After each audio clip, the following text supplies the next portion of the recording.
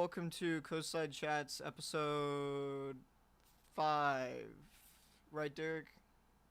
D- I this is your think. channel. Yeah, I know, I'll but check last. the YouTube. I'll Yeah, check I the think it's YouTube. 5. I think it's 5. I did one Hold like on. 2 weeks ago, I should know. This episode is gonna be kind of weird. I only have It is 5. audio out of my left earbud. But I do need to turn Skylar slightly down. I've heard he's quite loud. So now Skylar's only at 100% volume. Anyways, we're gonna be talking about the book All Quiet on the Western Front, and then also the anime Violet Evergarden, and war in general, because they all kind of tie in together. Um, it's gonna be kind of a weirder podcast in that it's got, I don't know, it's not as structured. It's not me with a lot of notes speaking for like an hour straight and then discussion. It's gonna be discussion the entire time essentially. Um, and like I mentioned, it's probably mostly gonna be about the book and the show and some discussion on war. But I don't know if I have enough people that will have a long discussion on war because there are a ton of viewpoints. So, but my dad's on it because he read the book. Because Derek didn't read the book, but me, Skylar, and Derek, who are all on currently, have all read the book recently, What? and so we will now talk about it. And then and my dad watched Violet Evergarden. Derek has seen Violet Evergarden. Skylar, did you watch it? No, I Sean. watched There's Video no- Game High School. So you didn't watch any Violet Evergarden? Alright, No, He was Video having Game. fun, Chaz. Jeez. Yeah, I'll let you guys start off with how you felt about the book before I get into like specific pages and excerpts and stuff. So, Skylar, what'd you think about the book? No. I thought it was a good book. I enjoyed it. Not my favorite wartime novel. What is your But favorite wartime novel? Human Smoke. I don't know what that is. Tell me It, briefly about that. it's about civilization's march to World War II. It like takes excerpts from newspapers around the world. It's just like 400 pages of newspaper clippings, just What's it describing Human Smoke. Okay. It was a really good book. But yeah, but I definitely like this one a lot. Even my favorite part of this book of the All Quiet on the Western Front, I really loved the first bit where only like 80 of the original 150 from their unit comes back, and then the cook doesn't want to ration out the rest of the food. I don't know why. I just found that kind of really interesting. Oh, I forgot to change my Twitch stream title. All right, we're gonna have my dad now give his opinion on the book while I change my Twitch stream title. What did you What was your Twitch stream? Ukraine. It says Ukraine just talk Part about 1. talk about the Oh, book now. okay. Well, Jazz read this book first in sixth grade, and I don't know that he got some of the deeper meaning of it, or really enjoyed the literary aspects of the book, the techniques that the author used, or any of that. It was a struggle probably for him in sixth grade to like really comprehend everything about the book, because some of the phrasing is kind of awkward when it's translated from German into English, and then some of the terminology is not what he was used to. So we talked about it then, but it was pretty much just practical stuff. It was like, specific events and things like that that happened in the book, and how to interpret some of that stuff. This time around, I haven't had a chance to discuss it with him, because when he finished the book like weeks ago, um, we were supposed to have a discussion about it, since I was going to just include that as part of his homeschooling, since he chose to reread it this year. And he refused to talk to me about it because he was saving it all for the podcast. And now he's making me talk about it instead. So that's not the way it's supposed to go. But my impression of the book this time around, reading it this time around, is that it's an interesting composite. It's clear, because of the amount of time that the author spent near or on the front line towards the end of the war, that he didn't experience anything like the number of types of events that occurred in this book. So I don't know exactly how he did his research, or how he acquired his idea of the types of situations that people got themselves into, like how they killed the rats in the trenches and stuff like that in order to be able to preserve their food. or other types of things that he used as examples. But he must have spent some time around the hospitals. He must have talked to a lot of veterans after the war over a period of years because it wasn't published until 1929. So he must have acquired a lot of firsthand knowledge from other people, and then just built a composite of a lot of situations that were to give a kind of a comprehensive representation of the types of experiences that occurred on the front lines. No specific soldier would be likely to experience anything like all the things that he talked about. By the same token, he had like a group of friends that he was very attached to emotionally. They became close comrades during the course of the war, and by the time that the war ended, um, I don't know. It's a spoiler for Derek if he's going to read it at some point.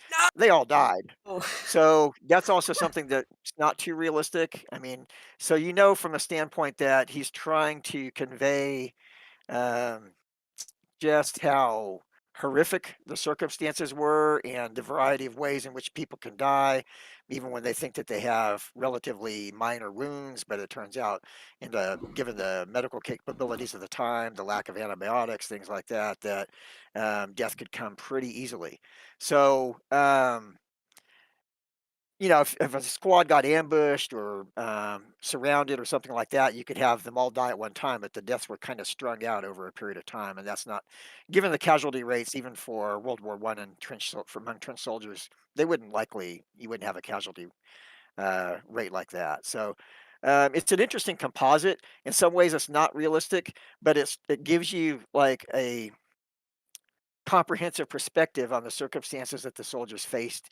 They were fighting on the front lines, and it gives you the German perspective. I thought one thing that was interesting in the book was when they were having their discussion about why is this war occurring. Um, uh, at one point, the protagonist in the book said that the other side was worse than they were because it was the other side that said that they ate Belgian children and things like that. So they should be, those people should go hang themselves. The ones that use that kind of propaganda against them. So it gives you the German perspective. These are, the Allies would think of the Germans as the enemy, as evil, the perpetrators of the war. Even in World War One, maybe not to the same extent as with the Nazis in World War Two, but even in World War One, they were viewed as the perpetrators of the war, the ones who were the aggressors causing the conflict. And after the war was over, with the um, reparations and the Versailles Treaty and the carving up of Europe, they were required to pay a heavy price for having been the losers of an aggressive war. From France's standpoint, this was also something that came up when they had that conversation about the war. From France's standpoint, the war was mostly fought on their land, and they suffered a lot from having the trenches be mostly in France. And So there was a lot of vindictiveness in the response to how to make them pay for the aggressors in the war. But from the protagonist standpoint, he's just an ordinary kid. He's just a kid fresh out of high school, and is expecting his life to blossom before him and take on a job and find a woman to marry and have kids and a family and enjoy life. He's just starting to love life, is one of the things that he said in the book. And it was basically all taken away from him because of the nationalism that put extraordinary pressure on these young men to voluntarily sign up to fight in the war. And What it was side of the impossible to war? recover from. Pardon me. What side of the war of He's from is our Germany. protagonist on? He's on the German side? Yeah. Okay. Yeah, he's on the German side.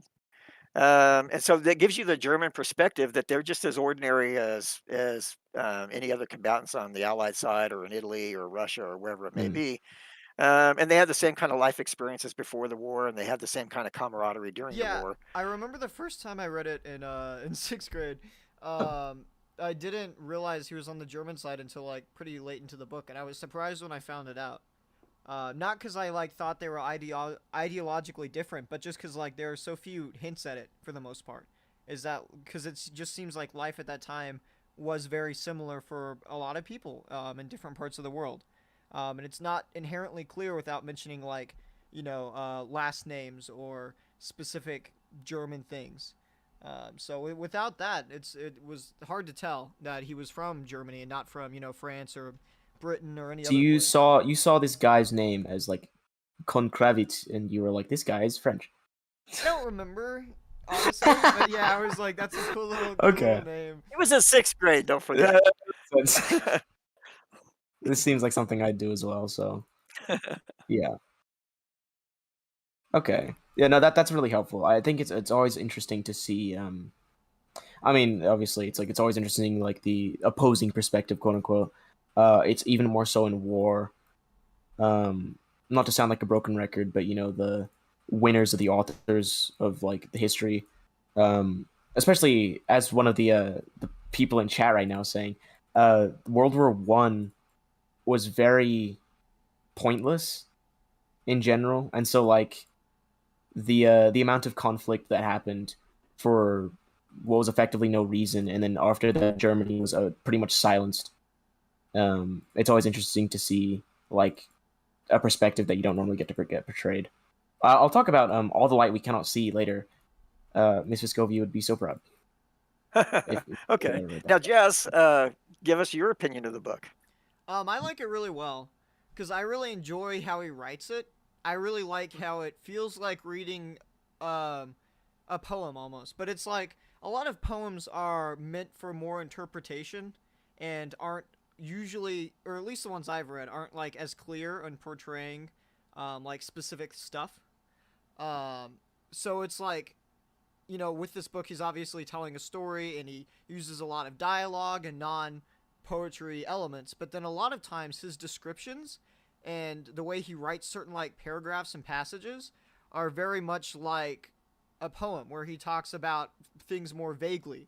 And he, his usage of words and his just like literary technique to, to talk about things that aren't as explicit as like stabbing someone. But when he talks about like his feelings on things or just like the general like atmosphere, a lot of times he will use phrases and stuff that you would see in poetry. Or that are vaguer and more open to interpretation, but it's like it's harder to pin down what he wants to say, so he has to describe it, in a way more like that, more verbosely. Mhm. But Yeah, it seems like he switches back from prose to poetry at times. I mean, most of the book is prose, and I yeah, mean it's all written in prose. But I mean, like you're saying, sometimes it seems as if he switches because he wants to give a kind of a poetic feel to what it is that he's trying to convey. He wants to use his words very concisely and convey a more significant range of connotations with fewer words, and that's kind of poetic in style. I think it's interesting that he does that shifting too. I think that makes it distinctive from most novels. I also like how when he's not speaking like that, when he's speaking normally, um, he uses a lot of phrases and stuff that are descriptive and unique, also like poetry, but like those in descriptive poetry, like how you read a poem, and it's describing a flower or something, and that it's got I don't know the correct words, but it's like they're very pretty words he uses. They're very like not like painfully descriptive, but they accurately describe what he's talking about. And so it's like I don't know. It's very enjoyable to read a lot of it. It's like it's fun to hear his descriptions of uh, the things and all the bleakness because a lot of the stuff he talks about is it's a light in the darkness from what surrounds him when he Mhm. describes the sky or something like that. And so it's enjoyable to read because I like his descriptions of the war and stuff, and I've always been interested in war. But it's fun to also get to hear this like very pretty way of describing um, all the beauty that still exists that he still sees around him. And I think he conveys that's how he felt, probably when he was serving. Um, that it was like a glimmer in the darkness. Um, and so I enjoy reading it a lot. Do you have any passages you can point to? by any I didn't chance? mark any. I didn't mark any for that purpose. All the Okay. ones I marked were ones where I had like I wanted to talk about ideas or I had questions about it. But Okay. not really. I didn't take any specific passages. There were a lot where he used descriptive words that I liked. Yeah, I Because think that's he does it interesting all that throughout you. the book. So I think that's interesting that you pointed that out because I probably didn't pay as much attention to that as you did, but I think you're exactly right that that a lot of times he is trying to point out um, something beautiful in an extraordinarily ugly situation. And so, yeah, I think that you're alert. You were alert to that when you were reading it. I think that's pretty cool because probably I glossed over some of that. I'm kind of like concrete, want to figure things out. So it's more about the details of what they were suffering through. But you're right. He did do that quite a bit, and I'll probably ask you to find some passages for me later when you write an essay on the book. Right. yeah. What else do you want to say about it? Um, I liked I liked a lot of the events he described. I thought they were unique. I thought he did a good job of um, I think explaining everything he wanted to explain. So I think that like all the emotions that are like hard to pin down with words, he was able to convey pretty clearly, which is not an easy thing to do, especially for the experience that these emotions are coming from. It's very hard to have those be explained to an audience that has never experienced um, the experiences that he had and that he's trying to write about. And so I actually think he did a really good job with conveying those emotions. And then also, he does a really good job of conveying the camaraderie and all the brotherhood that you hear about in war. He does that mostly through which he's there are a few times where he descriptively explains it, but a lot of the time he simply does show not tell with the way that he just talks about the events and the way he's interacting with his friends and the conversations they're having and the things they're doing. It's clear to see their relationship, and you can put yourself in his like point of view, and you can really like understand the camaraderie and the brotherhood that he felt for those who he never met before he went into the war. Okay, well, some of them he had been to school with, but for what I'm describing, I'm talking about the ones like Kaczynski, who he didn't know Yeah, before there the was a war. great scene involving Cat after they had caught the goose. Yeah, I really liked Um, him and Kaczynski's relationship. did you have that as one of the passages you wanted to read? Because if you No, don't, I want to read it no, yeah, no. I because really liked I like really that. liked that part of the book, If I can find it. that story, because he does all this camaraderie and stuff through these experiences. Because the book is mostly a series of experiences, it flows pretty clearly, but he uses his pacing.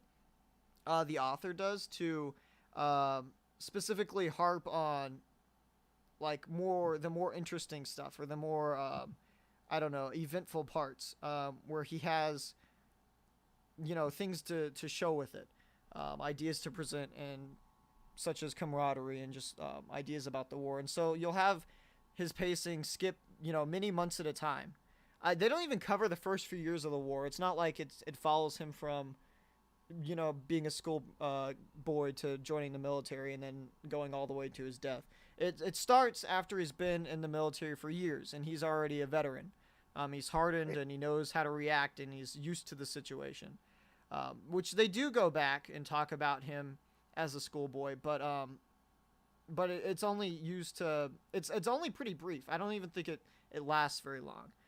So most of it puts you in this setting where he's already been in the war for years, and then what they do is the author, um, has him go through these events like a big offensive from the other forces, and he describes it very detailedly, and it takes up a lot of pages, and then he will maybe briefly describe the after effects, and then he might skip like a month, um, before he covers something else. And he'll only skip the month with like a sentence to say that he skipped that much time and stuff. And so the book is mostly focused on certain experiences that he wants to convey things with. And I think it was enjoyable to read that pacing. But So it kind of plays like an anthology. not really. It's more connected than that, because Hmm. it is this one guy's experiences, and it's moving forward in time. Um, and there's more connectedness. It's not like super unconnected, but there are multiple Okay. times when he just skips ahead. Mostly, it's Okay. just a lot of details is placed on the major events the author wants to talk about, and less on the in between time. That makes sense. Yeah, like I mentioned earlier, I think he's building a composite of many stories that he was able to garner from discussions with veterans. And so he just probably picked out the most interesting situations, or the most emotive situations, or the most harrowing situations, and kind of built a composite of experiences from that. But yeah, it's not like distinctive short stories. There's Yeah, it's continuity to clearly it, even though it goes connected. back and yeah, it goes back and forth in time at some points. But yeah, it's like Jazz is reading Huckleberry Finn right now, and in some respects, that's like a series of short stories put into a book. This is Yeah. not. So it's not This is like that. not It's like it's that. like it's like a continuous through line. Even though it might jump around, you can Yeah, still link it back to yeah, like it's a still very central. trackable. Yeah, Okay. Okay. it feels like So a normally continuing story, just with odder pacing than you would normally see. Okay. so Jazz, you didn't have that passage marked where they cooked the goose? No, Okay, so it's in. I have one other thing I wanted to say. Okay, go ahead. I wanted to With the read that passage at pacing, some point.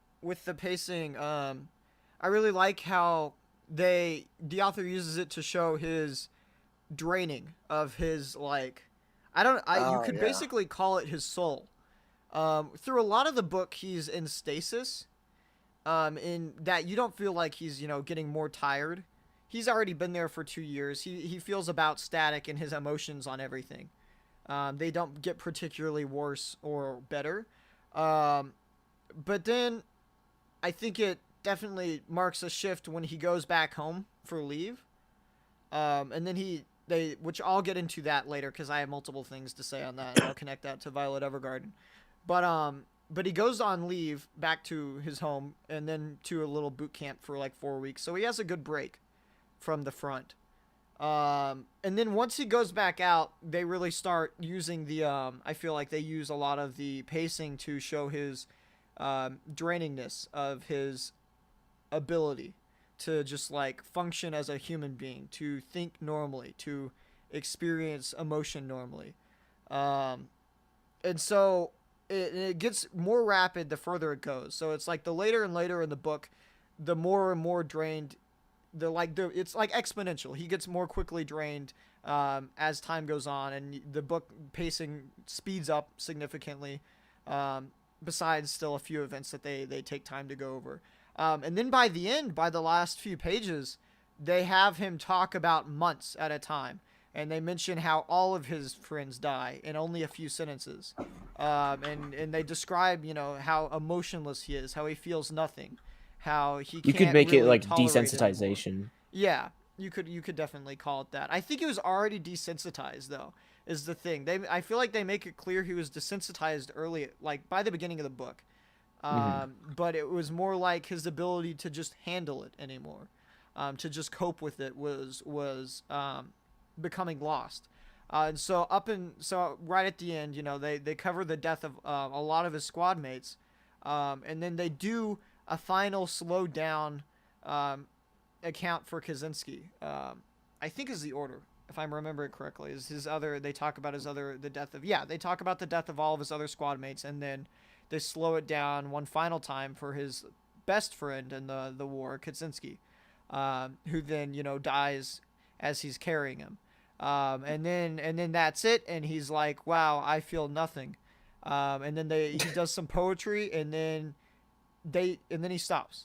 The book shifts from his perspective at the very end after that to being an outside narrator perspective that just says he died. And when he died, it was at the very end of the war, but he died very calmly, and it seemed as if he was happy with it being over. And so I really like how they use the pacing and especially at the end, and then they switch that perspective.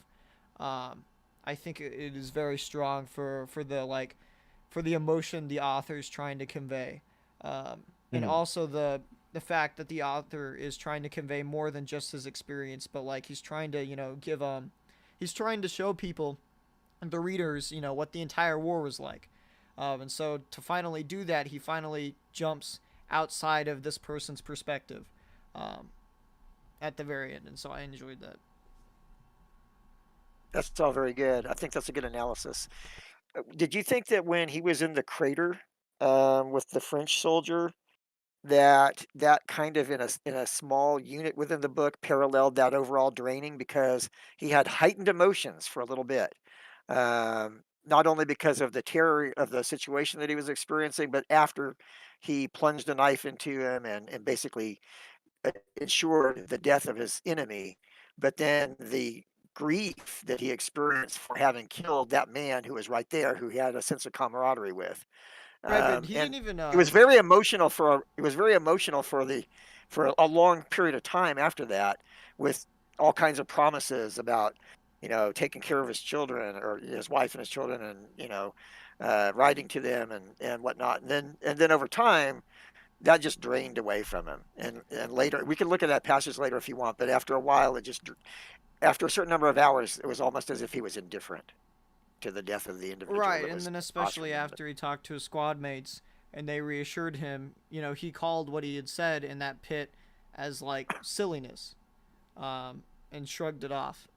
But Right, also, he didn't kill that guy immediately. He stabbed him a bunch, but then that right, guy stayed alive, and he didn't have the will to actually end up killing him. He had to wait for him to slowly bleed out. right. I didn't say that he killed him, but he ensured that he would die Yeah, because of the way in which he inflicted the wounds. right. The But guy yeah, a wasn't lot of going to be that able to grief was recover. was before even the enemy was dead. Right. Yeah. Yes, but then after he died, he got like the picture out and learned what his name was, what his occupation was, Right. all that kind of stuff. Yeah, but I was just wondering, to me, that's like a small analogy to what you're saying about the book as a whole.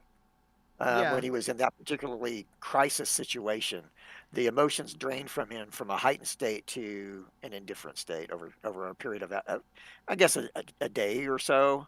I Right. don't remember exactly. Yeah, it was like a day. Yeah. Do you want to say some more things before I go back No, to the cat thing with the goose? no, that was all the things I wanted to talk about immediately. Okay. I mean, I want to hear more of what you have to say. But I just thought it was interesting that that passage, that you were talking about the camaraderie, and you're right that it's revealed through the dialogue throughout the book. But that one particular passage struck me as very interesting because of the friends that form in the little group. That it's not, I guess, technically a squad, but the group of friends that he has a sense of camaraderie with, that he's close to emotionally. They're all pretty much his age or slightly older, except for one, his best friend, Kat, who is kind of like the most resourceful, the most clever, the most intuitive of all of the soldiers, and he's 40. So, Cat is Ba- 40. yeah, Bomber and his friends are all about 19, 20, 18, somewhere in that range. But Kat's 40. He's like twice their age. But it doesn't stop them from having an extraordinarily close friendship from the experiences that they've enjoyed. Well, not enjoyed, but they've endured together. So in that passage, they Cat had noticed that there were, when they were like moving along, he had noticed a location where there were some geese because he was resourceful. He always would find a way to get extra food for them or whatever and share it with them. And so he made a mental marker that he was going to go back and get a goose from that location later. So after a couple of their friends are put into like a open arrest jail for a couple of days from a court martial that I don't think we need to go into the details of that unless Jazz wants to for some reason later. No, not But particularly. anyway, so they go back and they get the protagonist, Paul and Kat go back to get the geese, or they get one goose. And the passage it goes like this. It's in, I think it's chapter 5, about 10 pages in, if you wanted to try to find it, Derek. But anyway, it's like after they get there, they build themselves, or they go to a lean-to that they use for purposes like this. They're gonna pluck the goose. They're gonna roast it and eat it. So He says, we kindle a fire. Cat plucks and cleans the goose. We put the feathers carefully to one side. We intend to make 2 cushions out of them with the inscription, Sleep soft under the shell fire. The sound of the gunfire from the front penetrates into our refuge. The glow of the fire lights up our faces. Shadows dance on the wall. Sometimes a heavy crash and the lean-to shivers. Aeroplane bombs. Once we hear a stifled cry. A hut must have been hit. Aeroplanes drone. The tac-tac of machine guns breaks out. But no light that could be observed shows from us. We sit opposite one another, Cat and I, 2 soldiers in shabby coats, cooking a goose in the middle of the night. We don't talk much, but I believe we have a more complete communion with one another than even lovers have. We are 2 men, 2 minute sparks of life. Outside is the night and the circle of death. We sit on the edge of it, crouching in danger. The grease drips from our hands. In our hearts, we are close to one another, and the hour is like the room, flecked over with the lights and shadows of our feelings cast by a quiet fire. What does he know of me, or I of him? Formerly, we should not have had a single thought in common. Now we sit with the goose between us and feel in unison, are so intimate that we do not even speak. It takes a long time to roast a goose, even when it is young and fat, so we take turns. One bastes it while the other lies down and sleeps. A grand smell gradually fills the hut. The noises without increase in volume, pass into my dreams, and yet linger in my memory. In a half sleep, I watch Cat dip and raise the ladle. I love him, his shoulders, his angular, stooping figure. And at the same time, I see behind him woods and stars, and a clear voice utters words that bring me peace. To me, a soldier in big boots, belt, and knapsack, taking the road that lies before him under the high heaven, quickly forgetting and seldom sorrowful, forever pressing on under the wide night sky. A little soldier and a clear voice. And if anyone were to caress him, he would hardly understand. This soldier with the big boots and the shut heart, who marches because he is wearing big boots and has forgotten all else but marching. Beyond the skyline is a country filled with flowers, lying so still that he would like to weep. There are sights there that he has not forgotten because he never possessed them. Perplexing, yet lost to him. Are not his 20 summers there? Is my face wet? And where am I? Cat stands before me, his gigantic stooping shadow falls upon me like home. He speaks gently. He smiles and goes back to the fire. Then he says, it's done. Yes, Cat. I stir myself. In the middle of the room shines the brown goose. We take out our collapsible forks and our pocket knives, and each cuts off a leg. With it, we have army bread dipped in gravy. We eat slowly and with gusto. How does it taste, Cat? Good. And yours? Good, Cat. We are brothers and press on one another the choicest pieces. Afterwards, I smoke a cigarette and Cat a cigar. There's still a lot left. How should it be, Cat, if we took a bit to Crop and Jaden? Sure, says he. We carve off a portion and wrap it up carefully in newspaper. The rest we thought of taking over to the hut. Cat laughs and simply says, Jaden, I agree. We will have to take it all. So we go off to the fowl house to waken them. But first we pack away the feathers. Crop and Jaden take us for magicians. Then they get busy with their teeth. Jaden holds a wing in his mouth with both hands like a mouth organ and gnaws. He drinks the gravy from the pot and smacks his lip. May I never forget you. We go to our hut. Again, there is the lofty sky with the stars and the oncoming dawn, and I pass beneath it, a soldier with big boots and a full belly, a little soldier in the early morning. But by my side, stooping and angular, goes Cat, my comrade. The outlines of the huts are upon us in the dark like a dark, deep sleep. So that ends that chapter. And the point there about Jaden and Crop is that they had been arrested because they had been insubordinate to a superior officer who had been their drill master when they were in training in boot camp. But he had been brought to the front lines and they'd been insubordinate to him because of their hatred for him for what he had done to them in training. So they had a kind of light type of court martial punishment, but Jaden was known for, like, even though he was thin, he would eat enormous amounts of food, and so they knew that they couldn't just give him part of the goose. They had to bring the rest of the goose for him to eat. So that was why they made that remark about, oh, Jaden, well, yeah, we can't leave any of it. We're going to take it all to them while they're in prison.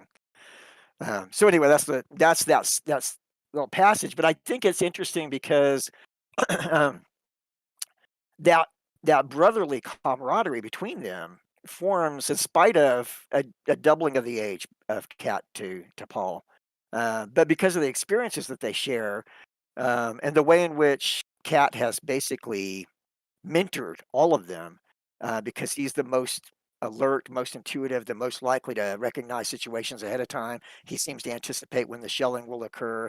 He seems to anticipate when they're going to be attacked and when they're going to have to attack, when they're likely to be sent back to the front line, where the best food is, etc.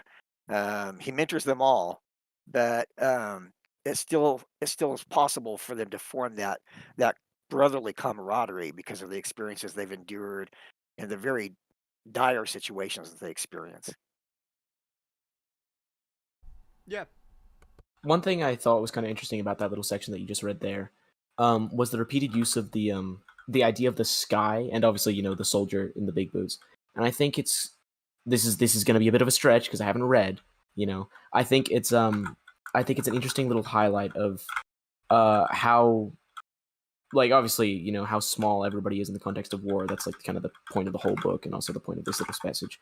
But how the only people who can like perceive the differences between in this war, like the only people who like end up being able to understand are the other people in it. So like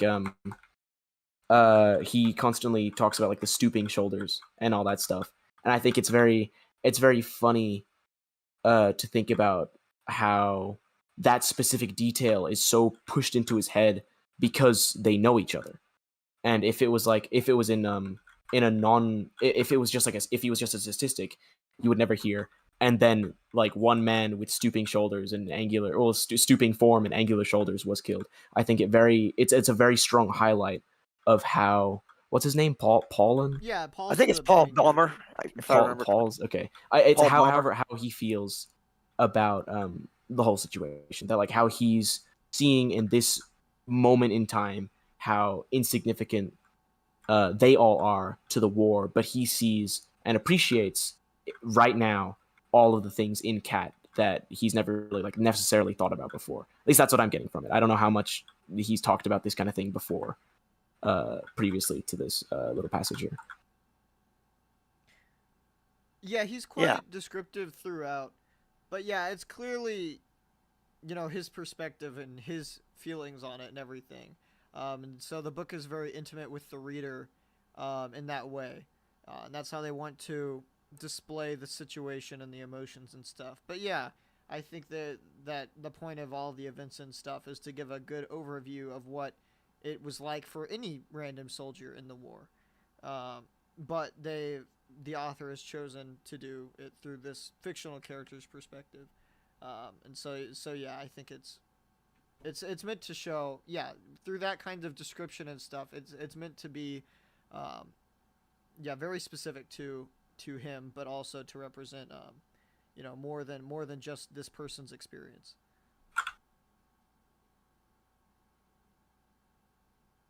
Feels like an English class right now. Real.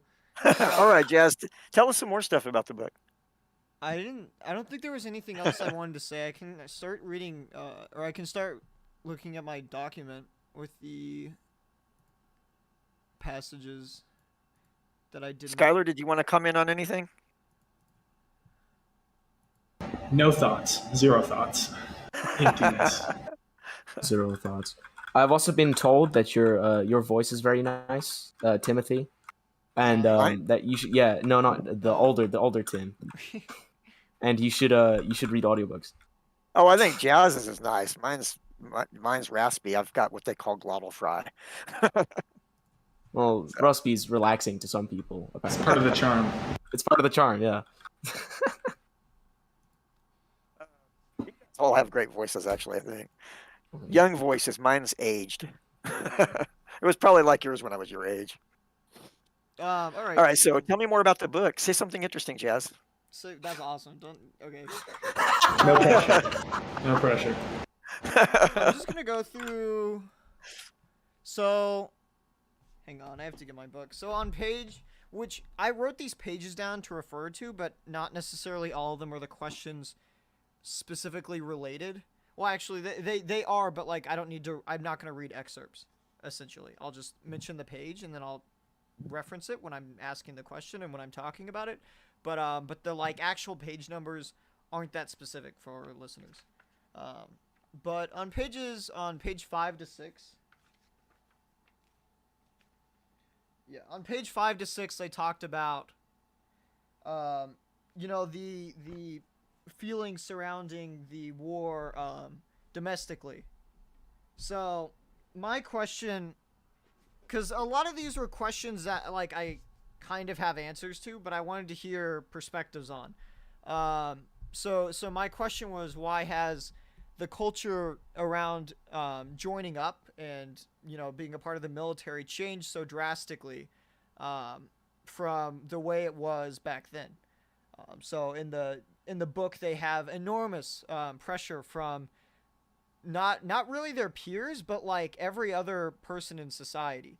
So like seemingly their parents, lots from their school teachers, and from just like all adults in general, are like not really upset about the war, and they are very energetic to have as many young men as they know sign up to go fight in it. And so if you refuse, it's like it's very embarrassing for you socially. And there's just like a massive weight that doesn't really exist now, that hasn't existed for a while. But I'm interested to hear your guys' opinions on why that has changed since then. My opinion on it is that I think a lot of the wars, because wars have always been, quite brutal for those participating. But I think because of the scale of the conflict really raised, with the 20th century and with World War One, and then World War Two, I think way more people were able to firsthand experience it, and see how bad it is, or have very close family members experience it. And so I think because of that, it slowly started to turn away from that, because as those people who served grew up to become, the school teachers and the parents and all the adults in society, they did not make the same mistakes as those adults who pushed them to join. And then, with that happening in World War II, the very same thing happened. Millions and millions participated in the war, and were able to see the effects it has. And also, I think there is a lot more journalism, with the usage of cameras way more, and more combat reporters and stuff. I think just the atrocity of it was really expanded to basically everyone, to where even those who would never set foot anywhere near a battlefield understood how awful it was. And I think that's why over time we've gotten to the point where now you're not really pushed to join by anyone really, besides recruiters. Yeah, the high school recruiters. Yeah, but most people don't want you to. In fact, lots of parents don't want their kids to join.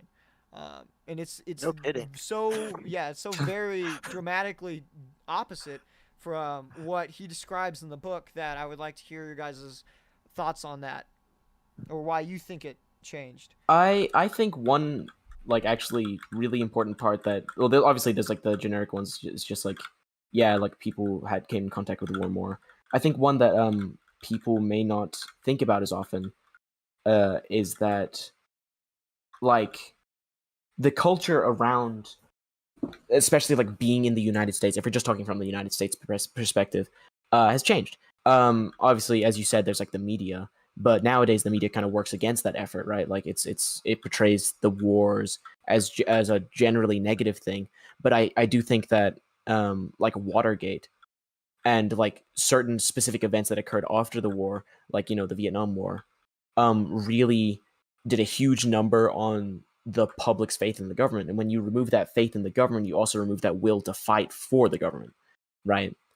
So like like in the time from 1945, the end of World War II, to like now, just so much stuff has happened that's just like ruined the American public's idea of the American government, that not many people are as willing to just go to war for something that they don't know about anymore. Um, Oh my I'm god, getting Skylar, what do you Skylar, there's have like in your an AC background? job. Good my mic. lord. Oh, for fuck's sake.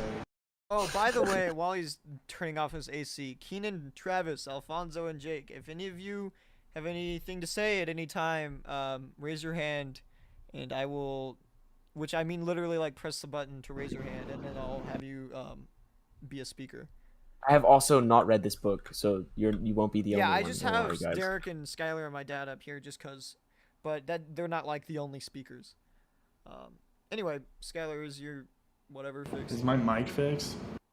It's like Yeah. marginally better. Better. You can talk. Marginally. So I would disagree with the Watergate being a cause for that, just because of 9/11. When that happened, you saw the same kind of spike in enrollment. Although those were much more short-lived, and most of those people retreated pretty quickly. But either way, I would say it was probably mostly because of photography in Vietnam. That was something that was pretty massive. And Mr. Heinrich. I can't say anything more about that. I don't. Was he? I'm not gonna say anything about that. Jake knows what I'm talking about. Jake and Travis know what I'm talking about. Yeah. So I would just say that. That's all. Yeah, that's definitely fair. Does anyone in the crowd, Keenan, want to say anything on this? I was hoping Keenan would say something. This is unfortunate. Keenan usually has pretty good things. Okay. Yeah, my dad can give us his opinion if he wants. I don't know if you're going to. Yeah, I don't know that I've thought about it enough to figure that out. I Keenan's did when eating. you were in All right. when you were in 6th grade and you read it. I definitely made a point of talking to you about that, about the pressure that they were under. Your schoolmaster Kantorek, who is the one that is highlighted within the book. There would be other schoolmasters, but he's the one that gets to be the target of abuse within the story. And how he kept emphasizing to them, the glory of fighting for their country, and what they call them, the Iron Youth or whatever, something like that. Yeah. So, and they didn't know any better as kids, right? As high school students, finishing up their high school careers and marching off as a group to volunteer. Because that was the pressure they were under, and they didn't want to be cowards. They didn't want to be perceived as cowards by, as you said, by their parents, by their schoolmasters, by their neighbors, by even other young men of their own age. So the way that it was present, that they were highly motivated to do it, but they were under a kind of a social pressure to do it, to join up.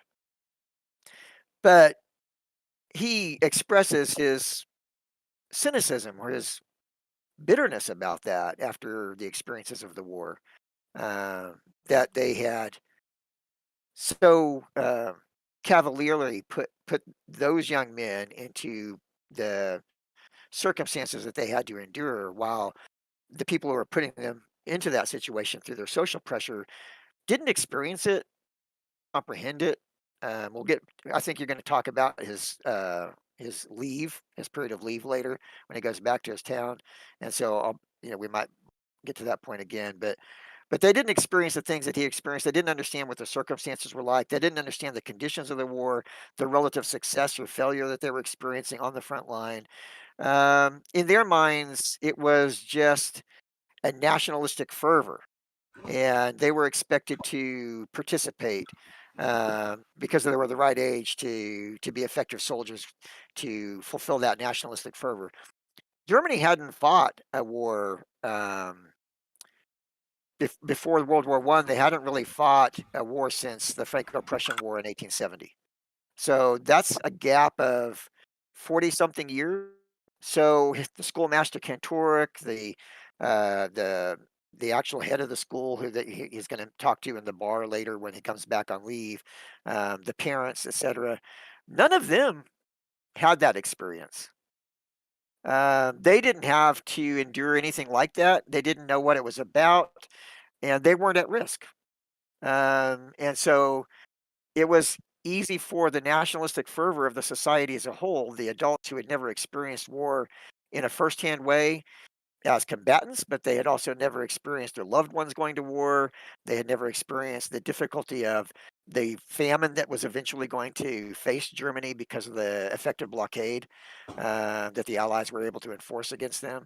They didn't know what the circumstances would be. They expected, of course, a quick victory. Every side always expects a quick victory in war, um, and so they didn't have the wisdom that Paul thought that they should have. You know, as he said, Kantorek, the schoolmaster, he was their authority to make fun of and be irritated by, and later he was basically uh, it, it, abused, not in any kind of physical way, but I mean, Kantorek became a territorialist soldier later.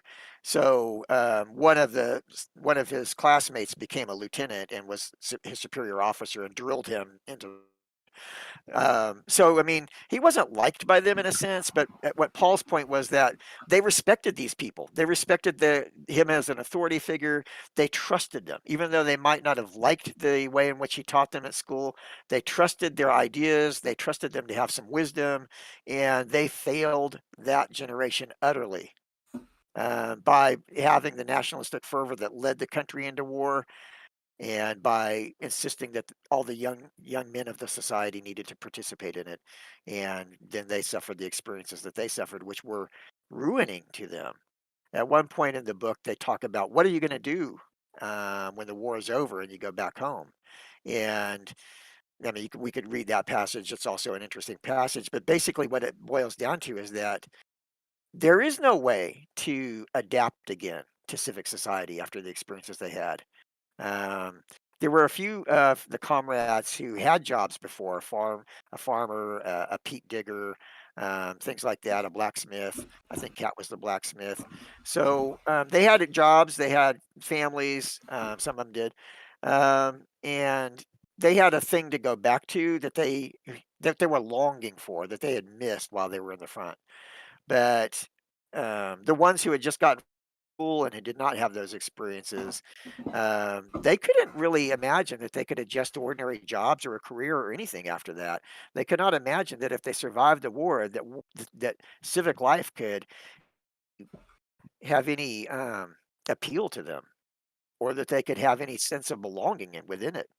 And so they were lost to their lives were lost to them, even if they were not dead, because of the experiences that they had to endure, because of that fervor that pushed them into service.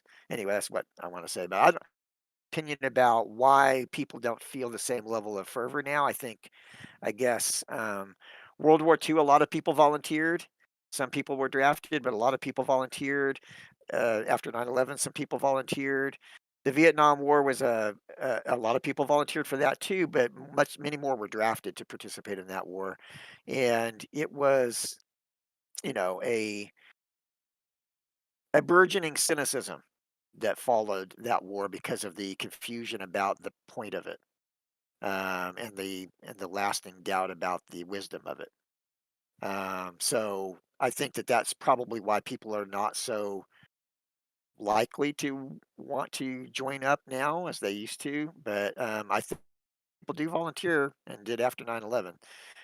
So I think people still have a sense of patriotism that if they feel like the cause is just and that they have a purpose that they want to pursue or to serve the government or serve the country in a certain way for some cause that the country is fighting for, people are still willing to do that. Um, anyway, I don't have any more to say about that. No. Do you mind if I ask a question? Yeah. You were talking about recruiting tactics earlier, right? For Not really, but sure. This is okay. fine. This is fine. I thought you guys were talking about the social aspect of Yeah, the running away. social. Yeah. Like not like recruiting tactics, but just Yeah. like So yeah. there have been some weird experiences I've had with recruiters, and one of them was sophomore year, uh, and how they try to use that social aspect against you. Uh, I think Sky was definitely there with me for robotics. We got called into the old cafeteria because they had all like the army was there. They had like a ton of like other like STEM jobs there that were just like displaying on like what they do, we could do in the future. And like I saw like the fake cool gun, and I was like, oh, cool. I want to go look at that with my friends. So we started looking at it, and then the recruiter walks up to me. He goes, "Hey, uh, how do you do you want to go to college?" I was like, "Yeah, I want to go to college." He said, "How are you going to pay for it?" I'm like, "Well, I think I'm going to pay for it out of pocket and with the help of my parents." And then he was like, "Well, that sounds kind of selfish." And I'm like, "Damn, okay, What? yeah, this is what the recruiter did." And I thought it was hilarious because then I said, "I don't care," and then he kept on shitting on me for telling him that I was going to pay for college without stepping in front of the bullet. And he called me selfish about 4 times, and I thought that was there's nothing wrong with the army, right? Awesome, right? If you want to join, then join. But I feel like they're and this is kind of off topic, but I feel like their advertising and how they recruit people is extremely messed up. And recently, I think in like 2014, that's not too recently, when they didn't meet their quota, they had to like resort to like some really weird advertisements that would appeal to like all the Call of Duty kids. What? Yeah, Yeah, the video game ads that they the run. the So replenish, cringe. the replenisher. Did you guys know Huh? that one? What? Yes. I'll show you that one later. But it just had like all these. Oh yeah, Jake remembers it. It just had all these like roles in the army, and it's just like the chef, also known as the replenisher. And then he's like, it Oh just had like this dude like no. with a ton of like cooking knives next to him, and it was just like, what the hell's going on? But it was funny. Yeah. Yeah, that's And it. Just to go off Keenan's thing real quick, the next month we accidentally made a pipe bomb, and then we never heard from any of them again. So not It exactly. should Not have made them exactly. more fervent on recruiting you guys for real. Yeah. No, the recruiting tactics are off, and I feel like they're extremely unethical. That's all I wanted to say. Yeah. All right. Yeah. At least only recruiters are like that now, and it's not the general populace. But I agree. yeah, that was all I wanted to say on that topic. I will now look at my next. Oh yeah, okay. So they have this guy named Himmelstas, and he is their like drill sergeant kind of guy for when they're in training. Um, and so he was like, which I can reference Band of Brothers because Keenan's now seen Band of Brothers, and my dad has seen it obviously. But in Band of Brothers, they have their drill sergeant who wants to be like the best. He wants his like squadron. I don't know what size was it? What size of like what group in the military was it? Keenan, do you know? Was it like a regiment? Smaller than a regiment, right? I mean, they refer to themselves as like a company as a whole. Oh I yeah, think. okay. Yeah. Anyway, they have this guy who in boot camp he wants his like his group of soldiers. We'll call it a company. I think a company's bigger, honestly, I think you're than right. the amount. But I'm just gonna call it a company for ease of explanation. Funny that they He were wanted his company to be the best out of all of the other training companies. Um, just because he wanted them to be, and he wanted to be known as the guy who trains like the best soldiers, I guess, but not like best in combat. Just I don't know, best at like the random discipline and stuff. And anyway, so in All Quiet on the Western Front, this guy is kind of like that, except he doesn't. I don't think he wants to be known as the best company, but he just like disciplinarily pushes his soldiers really hard all the time. And so they grew a lot of resentment for him. And so, which my dad brought this up earlier, but he later comes to the front. And so when he comes to the front, they hear about it beforehand. And then after he's there for like a day or something, that he is on his own at night, and they scheme, and then they go and attack him.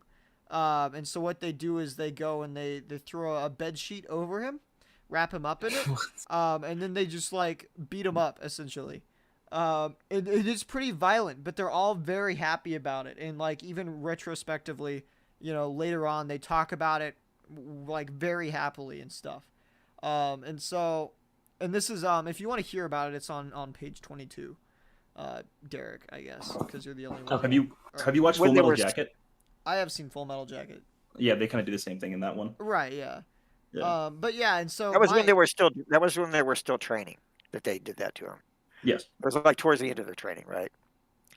And then What? later he comes in to the book. That was yeah. The event that you're describing where they beat him up, that was during training. Are you sure? I thought that he had. I'm Yeah. pretty sure he went. Yeah, to the because he had front. gone to the bar, right? Oh yeah, that's true. That's true. I thought he was at the front. I guess I'm confused. But No, He it comes was to the during front training. later.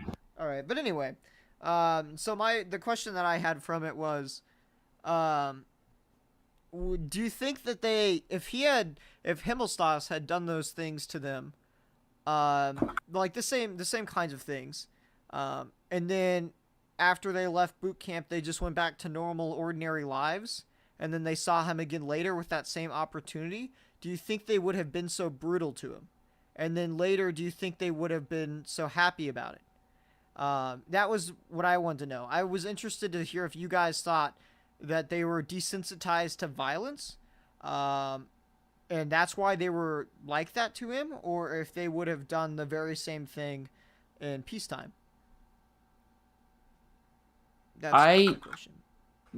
Don't know enough about these characters to really say anything here. Yeah, that's fair. I'm mostly asking Skylar and my dad. So one of you guys speak. Say something interesting. Yeah. I was waiting for Skylar. I thought he had something to say. So I think that when they were in training, and that he was just abusing them with his power over them. There's a section in the book where they talk about why a person becomes that way. It's kind of interesting if I could find that passage. I was going to let Skylar talk. I was going to look for it, but I'll go ahead and say a little bit about it. There's the idea is that, in my opinion, when they were being trained, he was. You're cutting out for me. Oh, I'm sorry. Is he cutting out for you guys? for like a moment there, yeah. Yeah. So when they were being trained, he was just so authoritarian, so brutal with them in terms of like, so ruthless with them with respect to any imperfections they had, and as far as the physical effort that they had to exert, and he was taking his authority and abusing his authority basically, and it just built up a huge amount of anger towards him, and so they responded by this retaliation where they ambushed him when he was on his way back from a bar. This was toward the end of their training.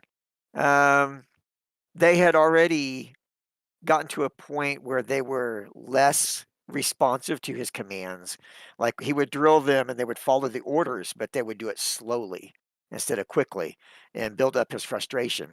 But they would they had already basically got to the point where they didn't feel like they respected him very much, and they would try to rebuff his authority in whatever ways they could by the end of their training. But when he comes to the front, they are I guess you would say, not just disrespectful, but what's the word? It's like they're. It's not that they are just disrespectful. It's that they kind of are. I can't get, but they review him as inexperienced and not worthy of serious. And You're so it's cutting not out, just a so matter of just. Can you repeat that? Okay, so they're not just disrespectful in the sense of like not following his orders, like so Jaden doesn't follow his orders, and that's why he gets to have the open arrest where they bring him the Goose. But um, and Jaden says some disrespectful things to him, so they're disrespectful in that sense, as far as like not respecting his authority. But it's also the fact that they want to belittle him in a way. They just think that they've been through experiences by that time that have toughened them, and anything that that he could do to them seems trivial to them. And they don't respect him as a experience as a soldier yet, and so they don't think that he has any right to tell them anything or express any authority over them since he's not in their personal chain of command. And even though he's a superior officer. And so they have a dismissive attitude towards him. But he does get into the combat, and Paul's in a situation where he has to basically grab Himmelstas and force Himmelstas to fight when Himmelstas is acting cowardly at a certain point. He wants to he wants to stay behind and doesn't want to engage the enemy. And Paul forces him to do so. But then after he does, Himmelstas manages to overcome his fear, and he does participate in the battle and does well. After those experiences, Himmelstas actually alters his personality alters a little bit because he takes over a cook position, and he gives them like favors like sugar and stuff like that because he knows he knows what they've been through once he's had a taste of the battle himself. So once he's had a taste of what it's like to be through the experiences they've been through, then he has some appreciation for them, and he has respect for them as soldiers, and treats them very differently. Front, he still thinks of himself as, you guys were in my group. I trained you. I drilled you. You have to do everything I say. I expect you to be properly subordinate to me. And they just are having none of that crap because of what they've been through. Think of him as a worthy officer that they need to be obedient to. He's not like their lieutenant who fights with them and has, been at great risk and endured all the things that they've endured. So I don't know if that answers your question, but I think that their attitude towards him changes. I don't think that as far as wanting to be vindictive toward him, they didn't. That was worn out of them, like you said. I mean, from the experiences they'd had in combat and everything by that point, the idea of like beating him up is not something that would occur to them later because that was the built up frustration during the drilling. And once they've actually been through the combat experiences they've been through, they're exhausted from that in a sense that they don't want to be engaged in violence if they don't have to be engaged in. They continue to do their duty as soldiers, sometimes mystified by their ability to do that and their willingness to stay on the front. But they continue to do their duty as soldiers, and they kill or whatever they need to do, take the risk that they need to take. But they at that point, I don't think do him any physical harm. It's just they're exhausted emotionally by that point. And they've had too much of violence to care to inflict it upon somebody who's on their side of the war. All right, does that answer your question from my point of view? Yeah, that's fine. Skylar, is there anything you wanted to say? I mean, honestly, whenever I read that for the first time, that didn't strike me as too kind of bizarre. I mean, hearing kind of what I don't know, because I know how do I phrase this? So hearing like Anthony, what he had to go through with the basics, and what he went through is like way easier than what they had to do back then. Right. It isn't difficult for me to imagine beating the shit out of someone or wanting to. I don't think I might be too much of a pussy to do it, but I definitely would want to beat the shit out of someone, the person who inflicted all that upon me. So. Right. So you don't think? Yeah. All right. Yeah, maybe the gleeful reflection was a bit much, but yeah. Right. All right. That was all. I didn't really have many thoughts to say on that, so that was about it. I didn't have any thoughts actually. That was just like an idea. There was a passage about where they talk about why the drill master. If I can find that here. Repeat what you said. There's a passage where they talk about why the drill masters are like that. It's one of Balmer's little philosophical passages. I don't know that he gets it right, but it's a point of view that's interesting to hear. See if I can find that. Let's see. Okay, so here it is. So surely Hemostos was a very different fellow as a postman. Let's see, I think I got it wrong there. Let's see. Yeah, okay. Sure, very different fellow as a postman, says I, after Albert's disappointment has subsided. Then how does it come that he's such a bully as a drill sergeant? So Hemostos before the war had been a postman, so it just seems strange that a postman would have such a bully aspect to him as a drill sergeant, and that's the curiosity that he's trying to resolve. So in response to that, the question revives Crop, more particularly as he hears there's no more beer in the canteen. It's not only Hemostos. As sure as they get a stripe or a star, they become different men, just as though they'd swallowed concrete. Uniform, I suggest. Wait, Roughly can you speaking, repeat that last line? that's the uniform, I suggest. Roughly speaking, it is, says Cat. Can you hear me okay? Yeah, you just cut out Yeah, we can now. frequently, but it's only Okay. for like a second, so it's just Alright. like you lose a couple words. Roughly speaking, it is, says Cat, and prepares for a long speech. But the root of the matter lies somewhere. For instance, if you train a dog to eat potatoes and then afterwards put a piece of meat in front of him, he'll snap at it. It's his nature. And if you give a man a little bit of authority, he behaves just the same way. He snaps at it too. The things are precisely the same. In himself, man is essentially a beast, only he butters it over like a slice of bread with a little decorum. The army is based on that. One man must always have power over the other. The mischief is merely that each one has a non-com can torment a private, a lieutenant a non-com, a captain a lieutenant, until he goes mad. And because they know they can, they all soon acquire the habit more or less. Take a simple case. We are marching back from the parade ground, dog tired. Then comes the order to sing. We sing spiritlessly, for it is all we can do to trudge along with our rifles. At once, the company is turned about and has to do another hour's drill as punishment. On the march back, the order is given to sing again, and once more we start. Now, what's the use of all that? It's simply that the company commander's head has been turned by having so much power. And nobody blames him for being strict. That, of course, is only a trifling instance, but it holds also in very different affairs.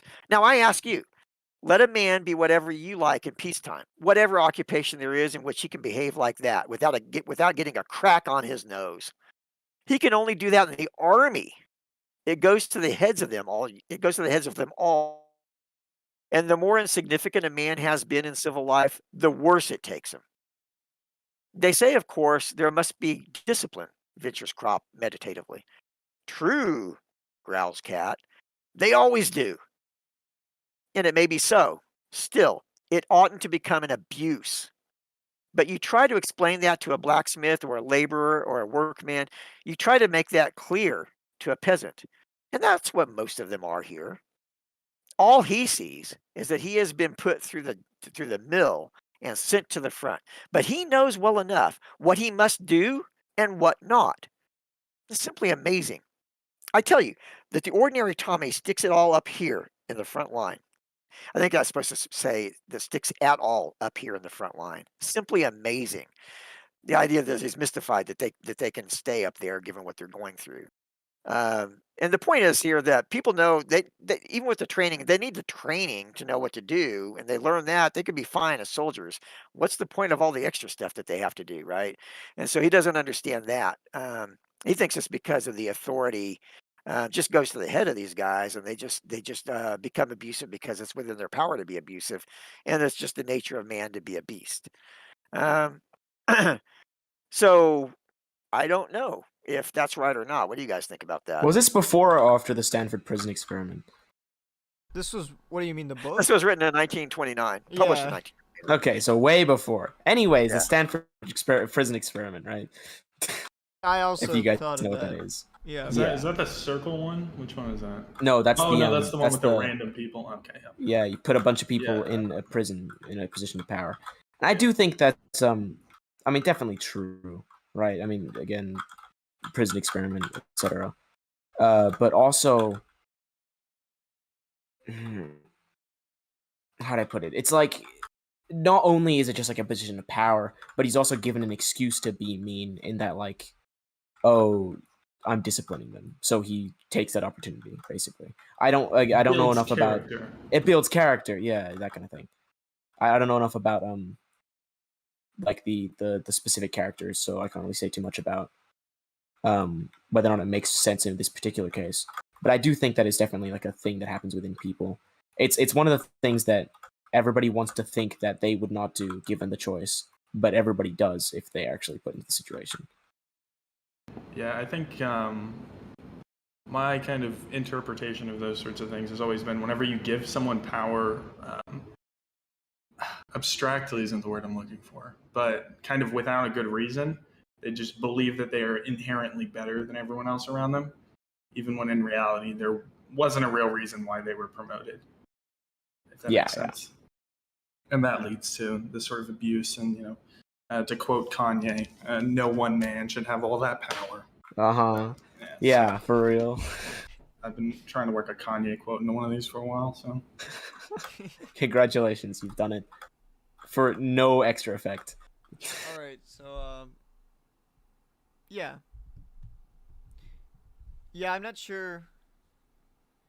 I don't really agree with what he says about I don't know. I don't think it's particularly just because he all men, when given the opportunity, would do something like that. I think it was definitely more personal to him.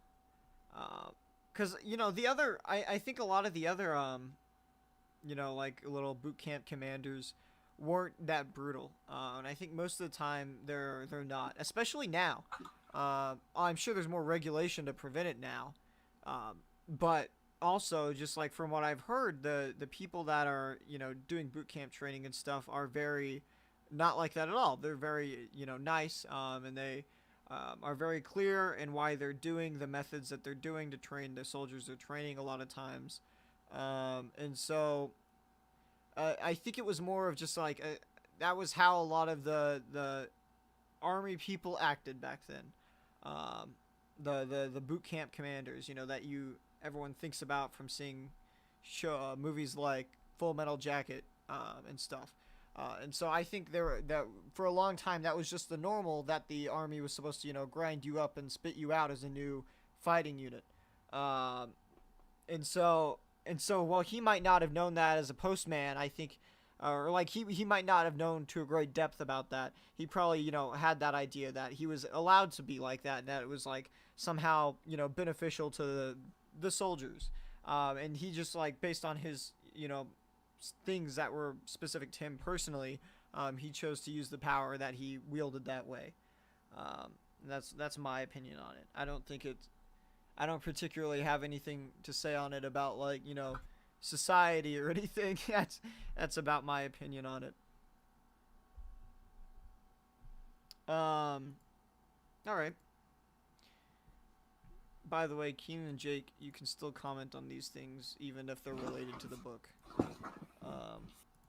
And we'll just like fill you in on details if you need context or anything, to be able to make a better argument or a better comment. Anyways, let me look through what I want to go over next. Because a few of these are things I pointed out, but I don't really want to talk about specifically. So I'm only going over some of them. And then I highlighted the ones that I'll tie into Violet Evergarden in a minute. I just want to get through all the solely all quiet ones first. I think it's very funny that you're tying this into Violet Evergarden specifically. Yeah, I think but I think it's good. I think it's a good tie-in. But yeah, I was gonna say this at the beginning of the podcast, but I kind of forgot to, so I might as well say it now. But in general, with these podcasts, I want them to be more unique than just me talking about topics and stuff. So a lot of times when I can, I would like to fit in connections that I think are strong, with all kinds of media content, you know, whether that be books or manga or anime or normal TV shows or movies or whatever. And so I want to make it more unique in that sense. So Violet Evergarden I think is a good fit for this episode. Anyways, let me look through. Oh yeah, okay. So page 51 for you guys that have books or whatever. I have to find it personally. Uh-huh. So page 51, they talked about. He talks briefly about them fighting, and some of his wording made me feel like they viewed fighting the enemy not as fighting the enemy themselves, but almost fighting death, which I thought was kind of a unique viewpoint. Which, you know, you hear about, you know, people say all the time, you know, that are in the army. They're like, well, you know, if I don't kill them, they'll kill me, and that's not what I mean. What I mean is that they view their situation as an environment, like a natural setting almost, where they simply have to overcome it. And so to that extent, I think they get to the point where when they're having to, because I think this is during the offensive by the enemy, they get to the point where they have to, you know, they feel like such like strong emotions from this environment that they've been in. And from death creeping around them and taking their friends and always trying to take them, that they are able to release a lot of that energy back at what they feel to be death itself. And so the way they do that is by fighting against the enemy. And so I have to find it, but then I'll read it.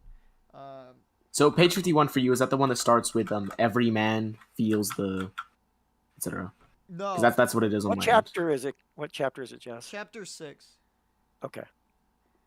Let me tell you how many pages from chapter 6. I don't think that's going to help I either, don't want to man. help you either because you're on a PDF. I'll just Yeah. What?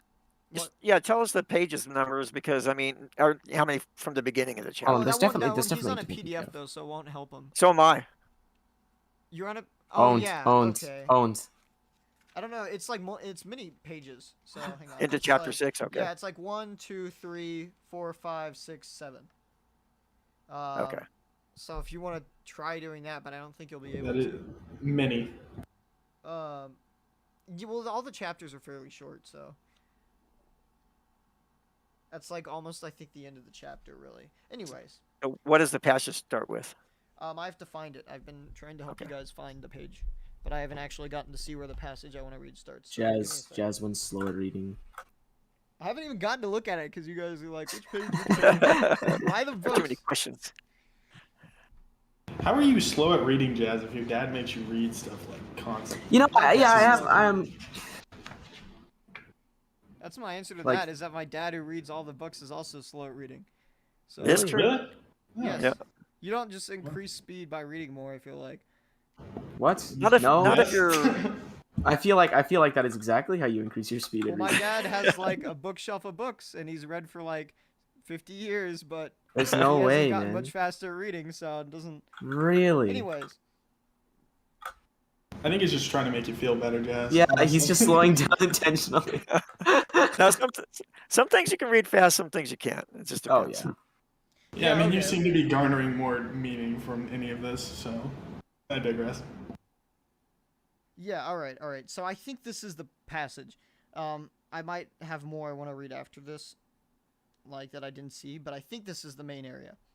So he says, and this is this is when the enemies are on their offensive, rushing their trenches. He says, "We have become wild beasts. Right. We okay. do not fight. We defend ourselves against annihilation. It is not against men that we fling our bombs. What do we know of men in this moment when death is hunting us down? Now, Found it. for the first time in 3 days, we can see his face. Now, for the first time in 3 days, we can oppose him. We feel a mad anger. No longer do we lie helpless, waiting on the scaffold. We can destroy and kill to save ourselves, to save ourselves and to be revenged. Now that was the main thing, and that was one of, you know, his like more poetic like passages, I guess you could say. It was only a paragraph. But yeah, I thought that was very interesting that it wasn't, they didn't have to make the enemy appear like death to be able to fight them. You know, they didn't have to trick themselves to make them think that they had to kill the enemy. And they, you know, didn't feel bad about killing the enemy or anything. What they felt was that they were able to finally fight back against this unreal thing, death, that exists constantly around them. This thing that they were never, that's not a physical object or a physical person or something they can yell at or swing at. They're now able to feel as though they are fighting against it. And so that, you know, propels them forward to kill these people who are just like them. And so I thought that was a perspective on war that I hadn't heard before. It wasn't just, you know, like I said earlier, it wasn't just, if I don't kill them, they'll kill me. Now it's they want to fight because it brings them great, like, internal relief almost. They kind of like push, like they project all these like things Yeah. that they've gone through, like maybe Onto they're the training, enemies. maybe they're like onto the enemies, and then take it out on them, or try to take it out on them in war. That is a very interesting perspective. I never really thought about that way either. And That that's was after like days of bombardment. So they've been in the trenches getting bombarded. They can do nothing to defend themselves. It's just happenstance whether they'll live or die. right, and some of the recruits, like, you know, went insane and stuff from it. Right. And this is their finally they have a chance to do something to give themselves a chance to live by their own actions. Yeah. If we kill all of our enemies over there, will we finally Oh be my free? Thank you for the AOT point. This is your fault. Yeah, if you guys have any more comments to make on it, that's all I wanted to say about it. Let me make sure Jake didn't raise his hand or anything. Nope, no one said anything. Yeah, see, look what you missed out on, Keenan. You could have enjoyed a good book if you had simply read it. Anyways, that was all I wanted to say on that. That was one of the more interesting things I had written down. Let me see what next there is. Okay, page 74. I'll find the beginning of this passage and tell you guys. This is like Bible study. I've been to like one Bible study in my entire life, but this is like Bible study. I feel like where I give you guys a page and then you turn to it and then we read it and discuss it, discuss the True. implications. I vote we do popcorn reading. Yeah, popcorn for real. What is popcorn reading? It's where you each, you know, you do it in school. It's where it's like No, I did not. No, I did not. Jazz Chad. is You went to Hutch. homeschooled, then You he went to knows what Hutch. this is. you went to Hutch and so you've done it in school. I But don't it's know where you guys, anything the about class reads a book and you guys switch between who's reading for like a few paragraphs. Oh, I so have, you like read paragraph by paragraph. Yeah, well, yeah, it's usually a few pages. Like a kid will read like 2 pages and then another kid gets randomly chosen and he reads a few pages. This is just like No, we haven't yet, Keenan. By the way, What? Oh, What did headset. Keenan No. ask? Oh, Jake asked me something. Derek is capping. Yeah, Derek is capping. Derek's bad. I don't remember this shit, man. Oh my god. Anyways, let me find the passage. It's okay, Jazz doesn't remember things too. He didn't-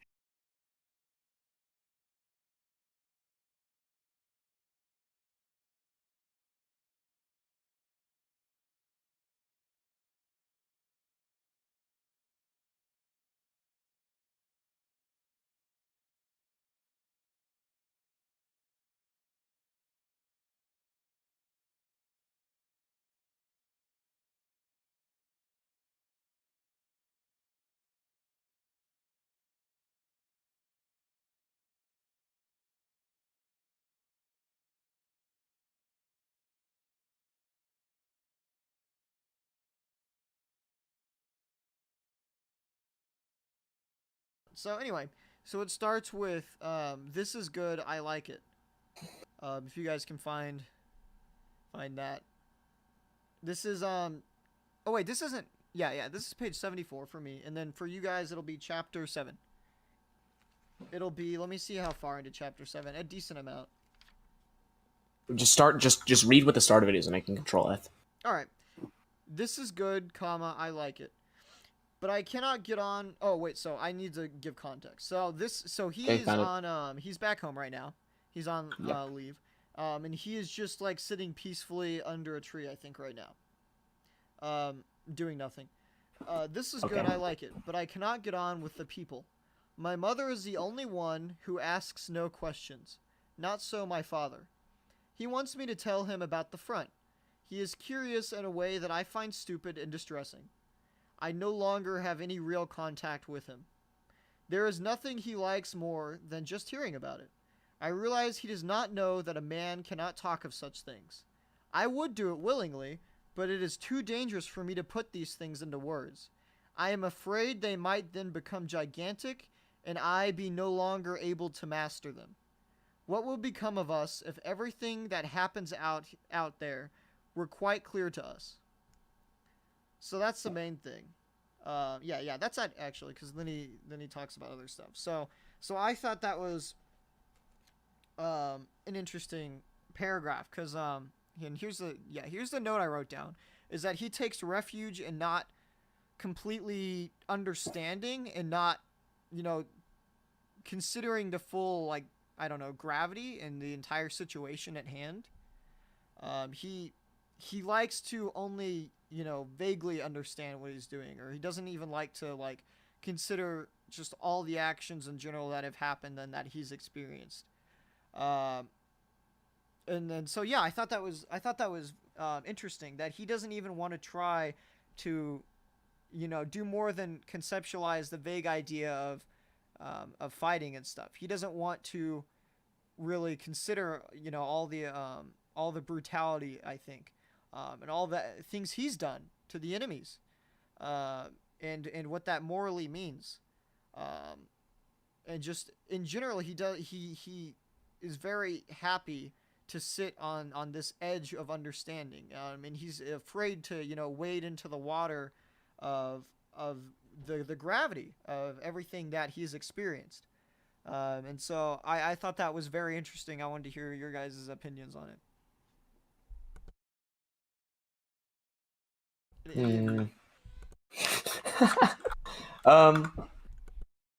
I suppose it's an interesting kind of defense mechanism, and it's. I do also think it's one that you do see kind of often. It's just interesting to have it like not contextualized, kind of like have it explored here. So it's like Right. it's just like straight up just avoidance, basically. Like not having to think about this problem is better.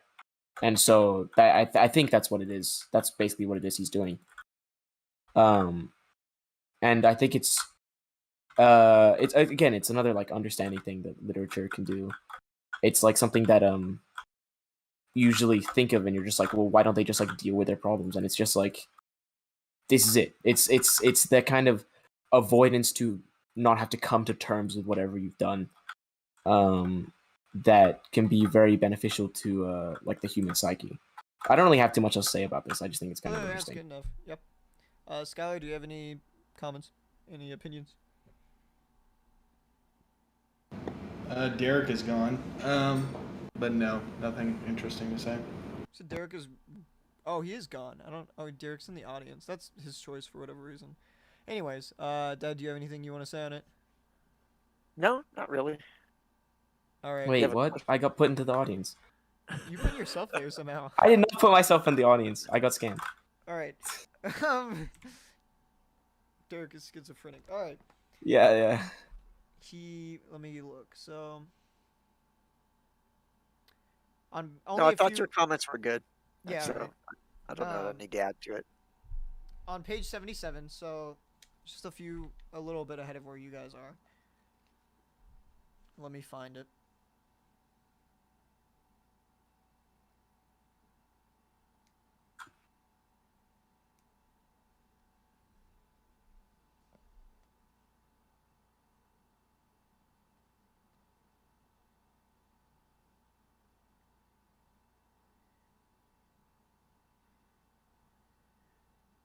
This is so engaging right now. This content. Oh man. You guys Oh man. While Jazz is finding that, I'll say something about his leave back to his town was one thing that I'm not always as good at the symbolism and all of that as Jazz is actually better at that stuff than I am. But one thing that I thought was interesting is that when he was back in the town and he was in a position where he did have to engage people in conversations, one of the points where he had to engage them in a conversation was when he was like in the bar or whatever, and the not the teacher cantoric, but the head of the school um, bought him some drinks and gave him some cigars and had a conversation with him about his experiences at the front.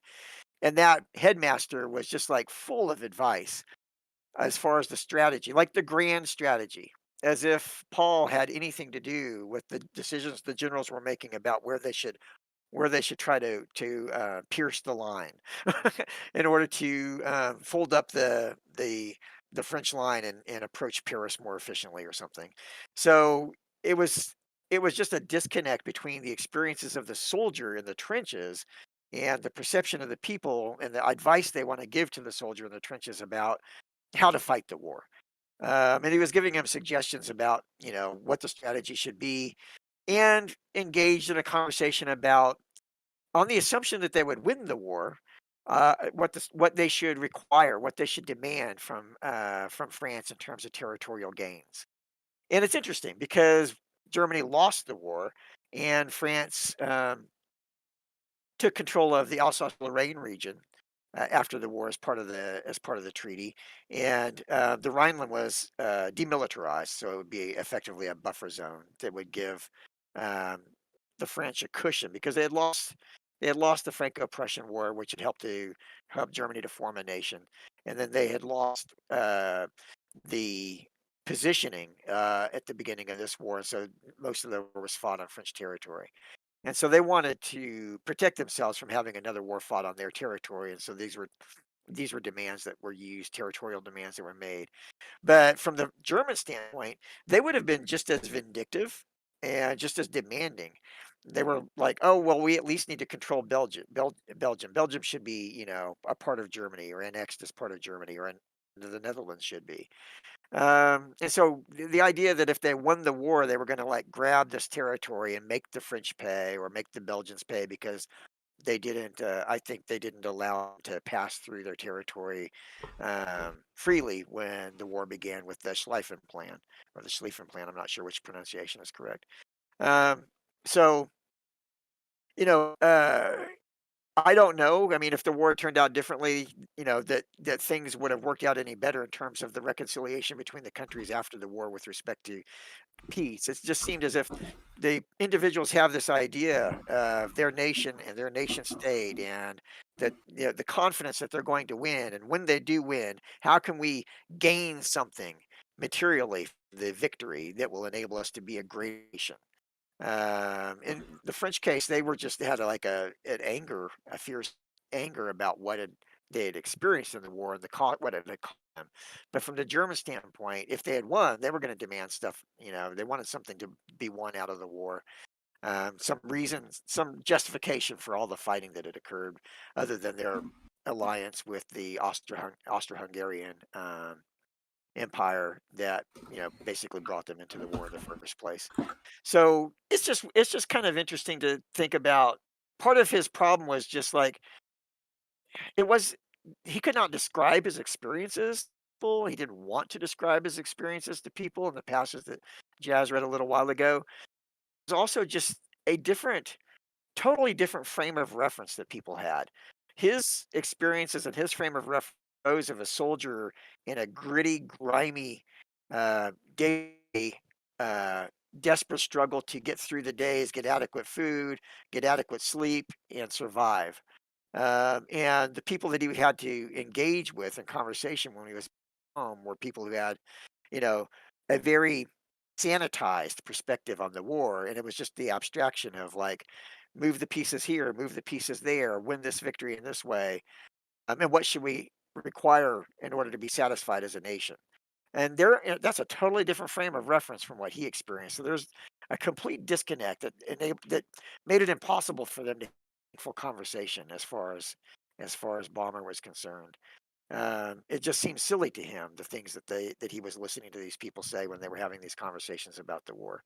It had nothing to do with experiences of of he and his comrades trying to survive.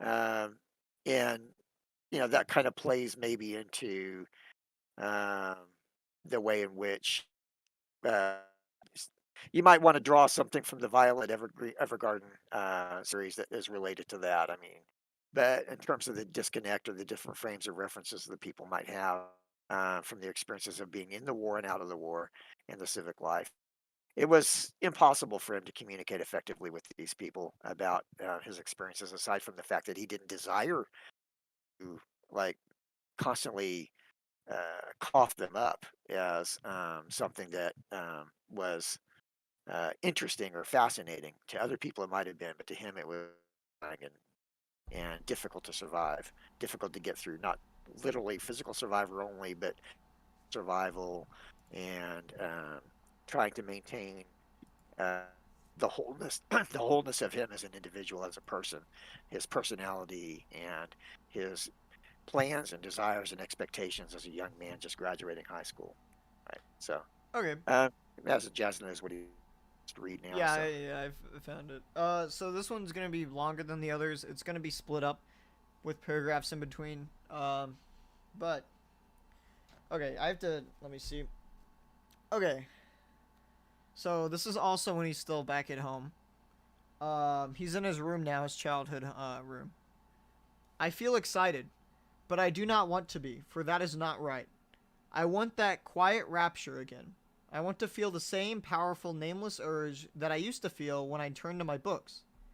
The breath of desire that then arose from the colored backs of the books shall fill me again, melt the heavy, dead lump of lead that lies somewhere in me, and waken again the impatience of the future, the quick joy in the world of thought. It shall bring back again the lost eagerness of my youth. I sit and wait. And so that's the first area, and then the room shall speak. It must catch up to me and hold me. I want to feel that I belong here. I want to hearken and know when I go back to the front that the war will sink down, be drowned utterly in the great homecoming tide. Know that it will then be passed over, passed forever, and not gnaw on us continually. That it will have none but an outward power over us. The backs of the books stand in rows. I know them all still. I remember arranging them in order. I implore them with my eyes. Speak to me. Take me up. Take me. Life of my youth. You who are carefree, beautiful, receive me again. I wait. I wait. Images float through my mind, but they do not grip me. They are mere shadows and memories. Nothing, nothing. My disquietude grows. My dad left the Discord thing. Anyways, a terrible feeling of foreignness suddenly rises up in me. I cannot find my way back. I am shut out, though. I entreat. Wait, hang on. I have to invite my dad back. Alright, back to what I was reading. I cannot find my way back. I am shut out, though. I entreat earnestly and put forth all my strength. Nothing stirs. Listless and wretched, like a condemned man, I sit there, and the past withdraws itself. And at the same time, I fear to importune it too much, because I do not know what might happen then. I am a soldier. I must cling to that. Warily, I stand up and look out of the window. Then I take one of the books, intending to read, and turn over the leaves. But I put it away and take out another. There are passages in it that have been marked. I look, turn over the pages, take up fresh books. Already they are piled up beside me. Speedily more join the heaps, papers, magazines, letters. I stand there dumb, as before a judge, dejected. Words, words, words, they do not reach me. Slowly I place the books back in the shelves. Nevermore. Quietly I go out of the room. Let me see what I wrote about that. So, yeah, so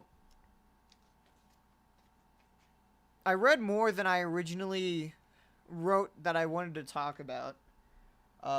So a lot of what I read was about, how the books were no longer interesting to him. But my original comment was more targeted at what he said at the beginning, and that he had he has little eagerness um, for the things that he used to enjoy, but also to do really anything. Um, he wants the burden of the war to be gone from him completely. So much so that he's like content staying in this room doing nothing, which is more what he said at the very beginning of that passage. But then I read more about it. But anyway, I thought that was an interesting idea that he was very content with his position of just sitting there doing nothing, and he could have stayed like that, for a long time. And that I guess you could say that comes from, the just the relaxation of being in a much more normal, peaceful environment. But I thought it was interesting, and then I liked the rest of that what I read about the books not being able to bring him any joy anymore because the overhanging burden of just the war has reduced everything that he used to do to meaninglessness, which is actually an idea that the author conveys a lot throughout the book. With the idea that because of the war and how much emotion is from it, all the horrible things that have happened because of it, it makes everything else in these soldiers' lives feel stupid and pointless compared to its gravity, its magnitude. And so I thought that was a good way of a good little passage talking about it. I like the wording that the pretty wording that I described with the poetry kind of the poetry esque stuff he talked about, and being a foregone man and stuff. So yeah, that was all I wanted to say. Do you guys have any comments to make on that? I think that's good analysis, but Skylar might have something to say. Does Skylar have something to say? Yeah. Okay. So I kind of texted this to Derek, kind of ship it. Hang on.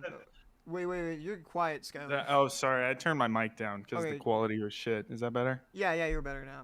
Okay. So I kind of texted this to Derek, sort of shit posting, but I said red pilled. I think technically it's called black pilled, but that seems to be sort of a recurring theme whenever you like kind of strip away certain layers of abstraction in the human experience and you have people experience like man versus nature or man versus death, I suppose in this case, in its purest form, it becomes difficult for them to sort of revert back to experience any of those kind of higher level emotions like joy and curiosity and interest and those sorts of things. So that's kind of it. Yeah. So now we will have a clean segue into connecting Violet Violet Evergarden. Evergarden to it. Yeah, that's what I was gonna say. Yeah, exactly. So I have like two more little highlighted passages. But yeah, I'll read one. Yeah, actually, I'll read both. They're quite far away. So one's on page 39 for me.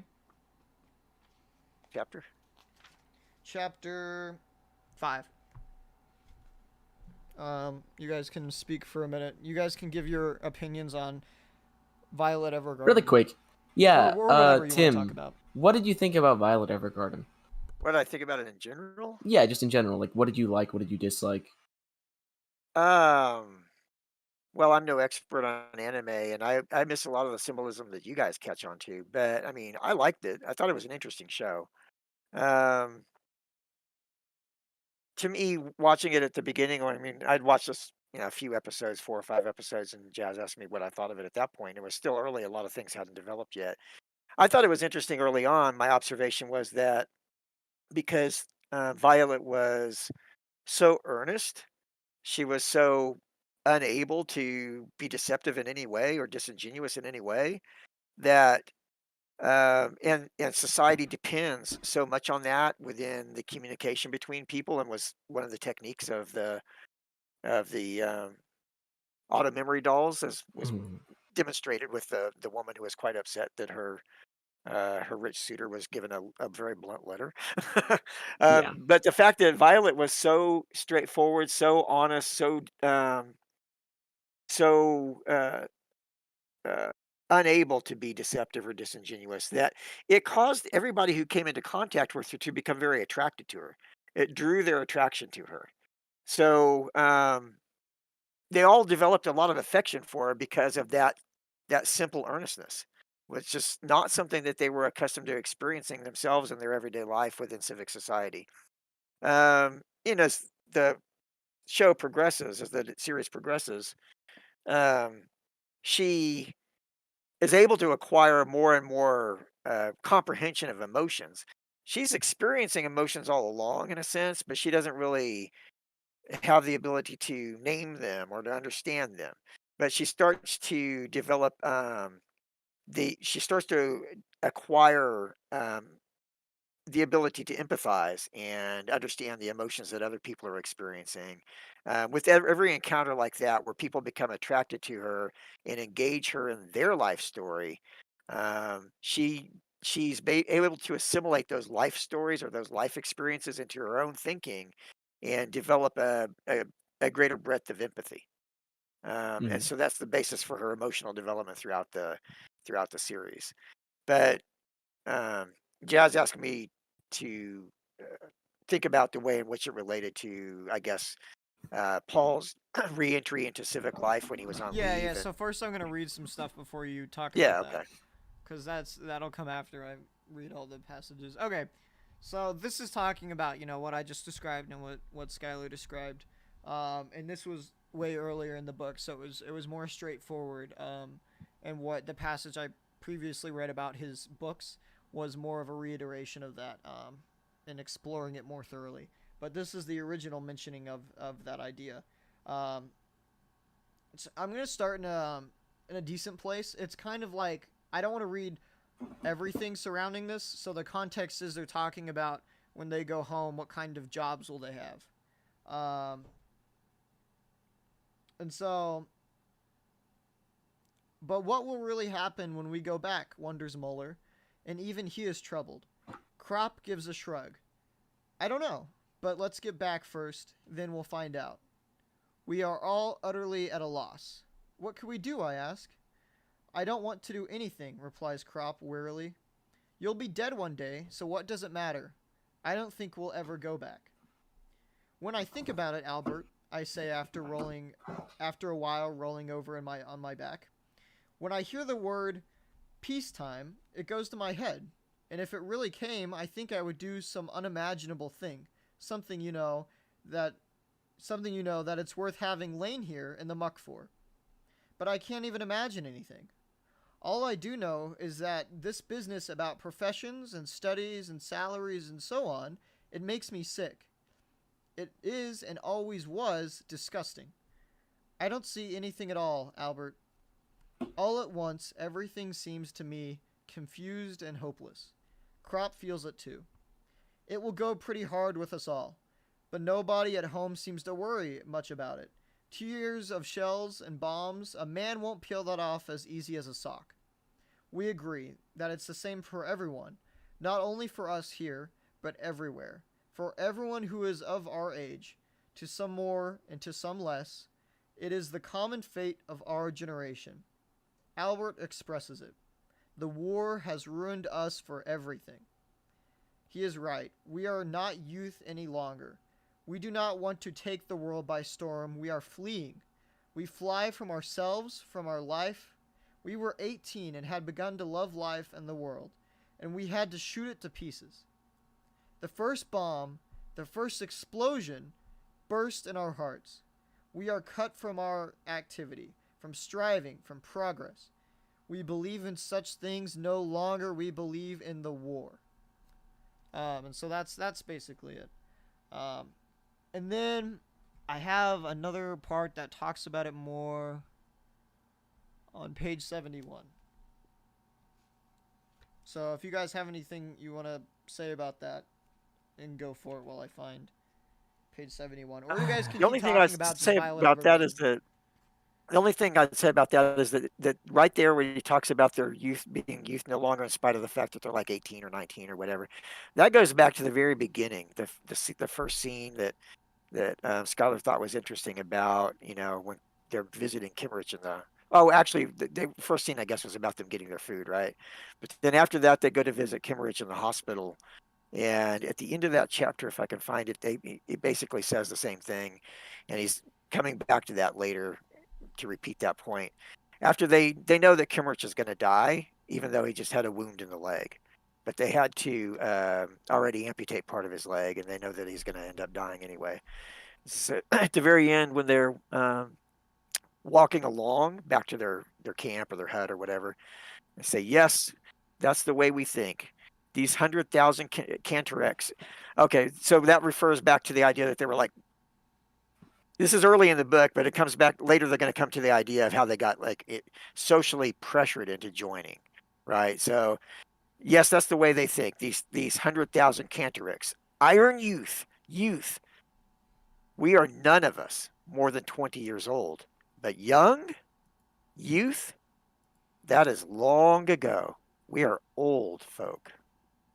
And so they start with that. They start with the hint, the foreshadowing that they're going to talk about, the Cantrix of the world and all that stuff. He gets into that more later in the book as far as how they got in and all that, and goes through the Himmelstoss stuff. But yeah, throughout, the point is that they had that chance to have a life right after high school, and it was just ripped away from them. And it's going to be impossible for them to ever adjust to that once they get back into civic society. Right, yeah, and that's one of the main themes of the book that they talk about repeatedly. I have the passage I want to describe. This one is because I highlighted these because I knew I was going to cover them out of order when I switched to Violet Evergarden, so that's why I'm kind of jumping around the area of. I know, Skylar. I get it. What? What? Well, I told him he had to write some stuff down. In the book? Write it in the book. I didn't write it in the Oh, book. we own the book. I didn't write it in the book, but I would if I wanted to. So I told him he could use a pencil to mark stuff if he wanted to. No. Anyway, so you can erase a pencil. This is right when he gets on leave at the very beginning when he walks into his house. And the main thing I like a lot about this is that they have him shift from never speaking about stuff to speaking about it. And what I'm referring to is they never talk about, like, he never describes, how heavy his pack is, or he doesn't always talk a lot about, the weight of his boots walking on things. Sure, he'll describe, people as large and stuff, and he'll be descriptive about things, but I feel like at the beginning of the scene that I'm about to read, there's a distinct shift in the way the author writes from the perspective of the main character, as now he's noticing all these parts of him that are related to war that normally he doesn't think about because they're just a part of his life, so ingrained in him that they're not in consideration. But what chapter is this going to be? Chapter 7. But as he returns to his house, he now is in this new environment, and he begins to his mind shifts from being so accustomed to everything. It shifts from that to this new environment, and he begins to realize, all these things about him. And so I'll start reading it now.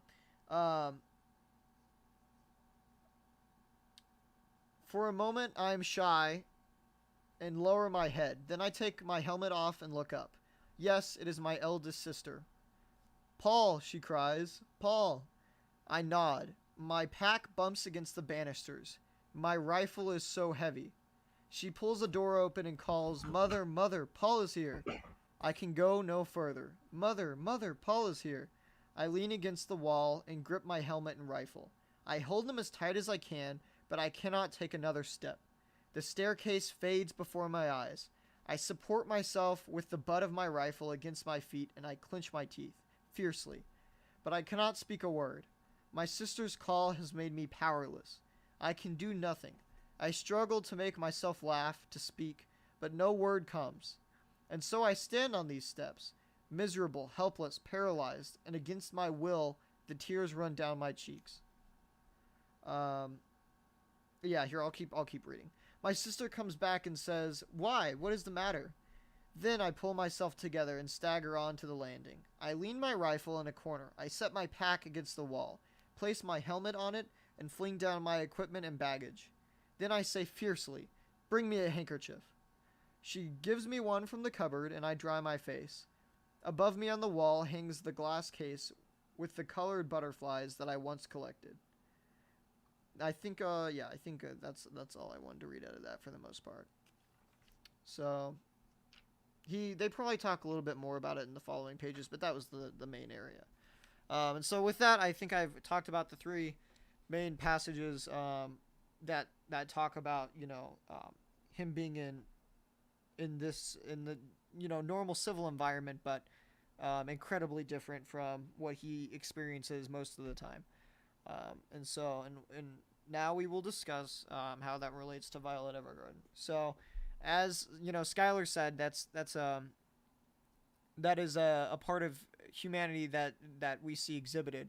With, as Skylar put it, when a lot of the extremities are stripped away, and men experience more fundamental things like man versus nature, man versus man, or man versus death. Their like entire point of view, their entire perspective on everything around them and how they think completely changes. And so I think that's very interesting, and it makes a lot of sense from the way it's described. But the reason one of the main things I wanted to talk about with Violet Evergarden is that for context, in the anime Violet Evergarden, there is a young girl, which they don't really cover her like very early childhood, but from a pretty early age, I don't know, like 10 or something, maybe like 12, she's given to this like decently ranked naval officer. And he's from a rich family, and he doesn't really know what to do with this girl, who's basically a slave. And this is set in, like, I don't know what you want to say, like the around World War I, but it's supposed to cover a lot of time periods. So it's like around 60 years of time period converged into one set piece for the show. But anyway, this naval officer is given this young girl who's the main character, and he doesn't know what to do with her. So he sends her to be trained within the military. And he Hold on, let's wait really quick. A bit of Yeah. context here. Violet is already trained before she's given to him, and she's also 15. Before? All right. She's trained, yeah. Oh, and she was 15. All right. Mm-hmm. So he received her, and then he gave her to his younger brother, who is in the army. And he's just like use her as a tool of war. And she's pretty good at combat. For being a female, and at such a young age. This is surprising to all the other people at this time, because no women are serving in the military. And so she is given to the brother, and he is kind, and he feels very bad for her, but he also doesn't know what to do with her, so he employs her into the military. She already has the training, and a war has begun that their country's a part of, and he's going there, so he takes her with him to serve in combat with him. And so I'm not going to explain everything, but they serve in combat, and he dies, and then she doesn't. And she loses both her arms in the war, but other than that, she is fine.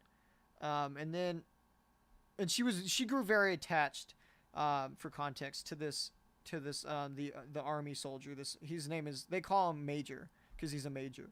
And so she was very attached to him, and so without him, after the war, she doesn't know what to do, because she never had a normal life before that. All she knew was him and the military, the training she received, and how to fight in war.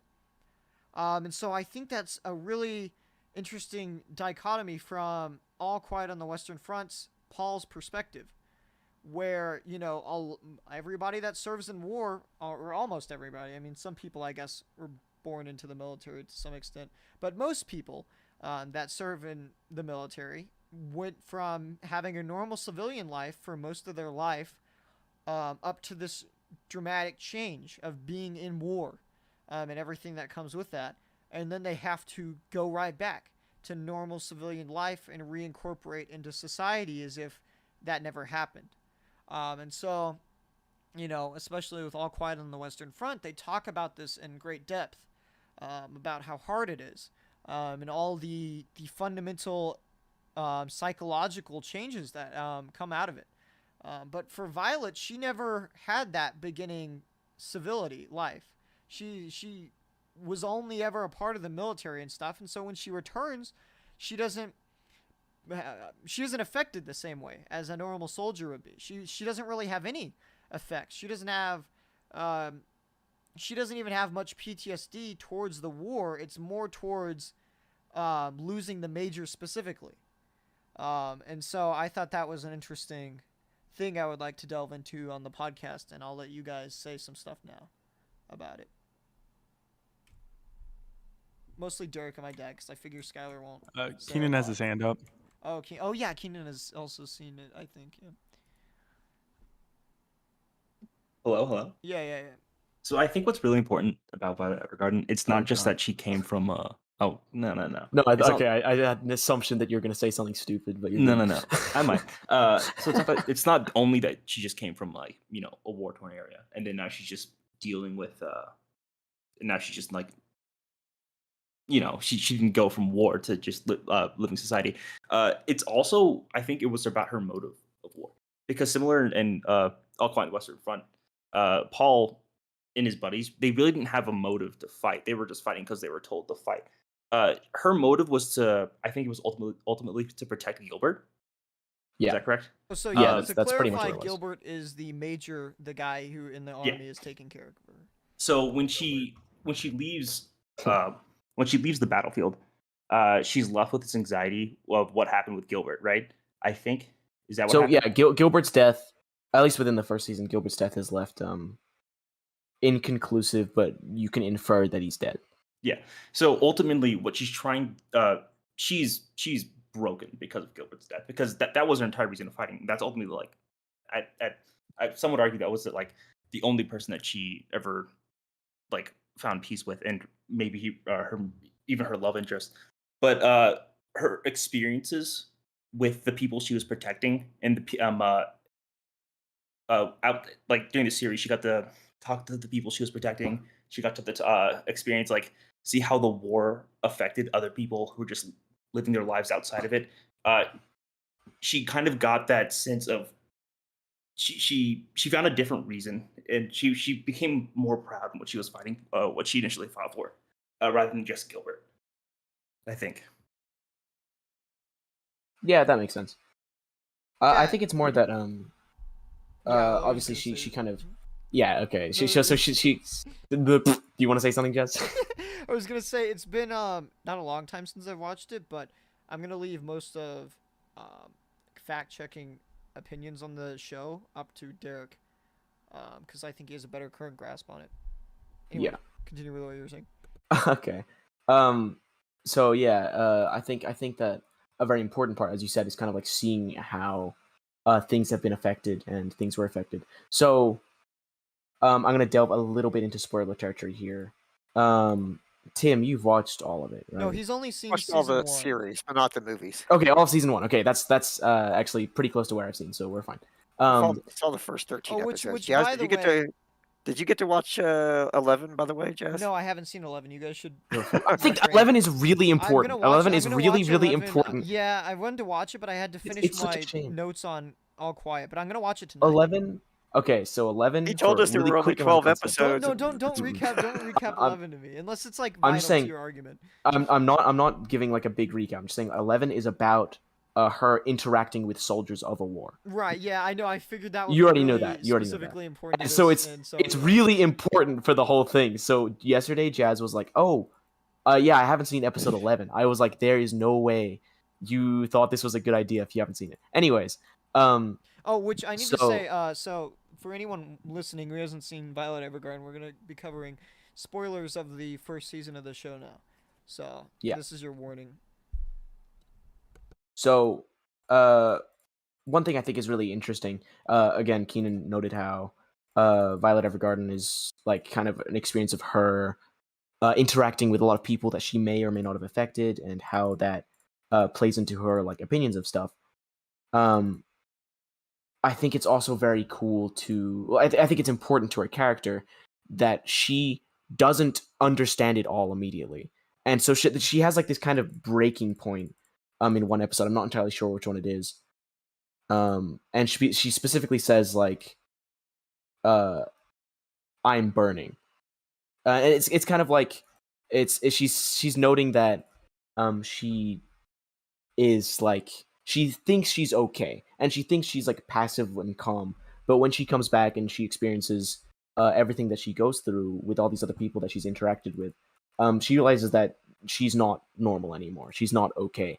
And I've heard a lot of discussion about this from other veterans who have been off to war, and they talk about this particular scene, this particular episode, and how integral of a feeling it was to actual veterans who have also been to war. This feeling of like um, being externally completely fine and being able to rejoin society in some ways, but at the end of it all, they feel like they're like dying basically. Like they don't feel normal, they don't feel correct anymore, and they feel like their lives are effectively falling apart around them, even if externally they seem normal. They seem like, as Violet has, they found a stable job, they found a group of friends, they've fully adapted back.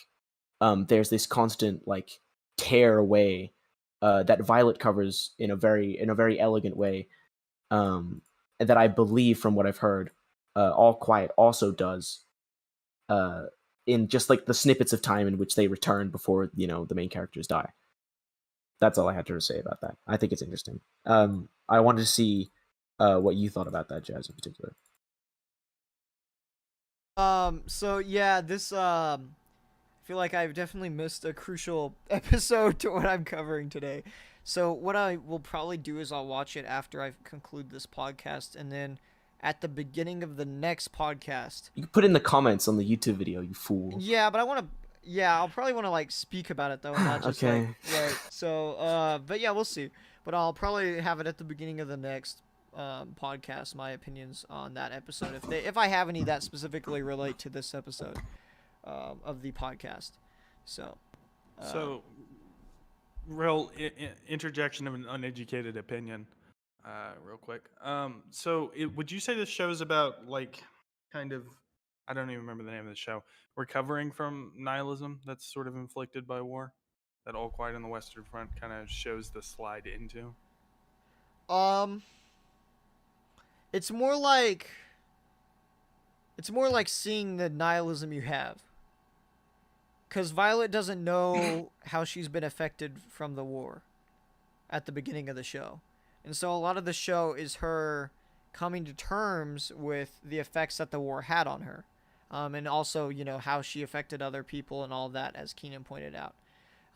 So it's more like, it's not as much like grappling with nihilism from it. It's more just, like understanding that she got it.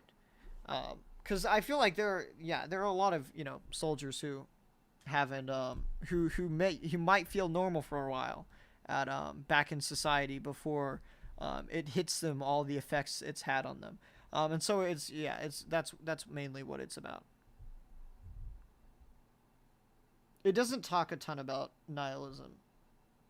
It doesn't talk It's much mostly about that. Oh, it does mostly a like little covering bit. her emotional awakening as a human being, I guess. The would be an accurate way to put it. the nihilistic aspect of the story, if you're talking about like if there's a specific symbol or specific character that represents nihilism, in this case it is what's his name? I should know his name. Come on. The Major's brother. Oh, Gilbert? Oh, wait, no, the Major's No. brother. What's his face? I don't remember his name. Yeah, I Captain- don't remember his Captain name. What's his name? Bougainville. Captain, Uh, just call him Captain Yeah, just Bougainville. I don't remember his Captain. first name. Yeah. Him. He's like kind of. I think he's like the idea of nihilism within the context of Yeah. the story. And he also he- has his own emotional arc over the Yeah, course of exactly. the entire show, which I won't talk about, since my dad hasn't seen it, and since I don't want to spoil the entire show for you guys. Oh, I haven't seen that bit either, so I don't actually know. But they do have him develop his nihilism character arc, but that's not the point of the show. No, that's like a background thing. To answer your question, Skylar. Okay. Dad, do you want to say anything? Let's see. Think here. I'll be right back. Well, again. I forgot. There was something that I thought was worth commenting on when I was listening to you guys talk, but I don't really remember exactly what I had in mind. Everything that I've heard so far, I think, is interesting and good.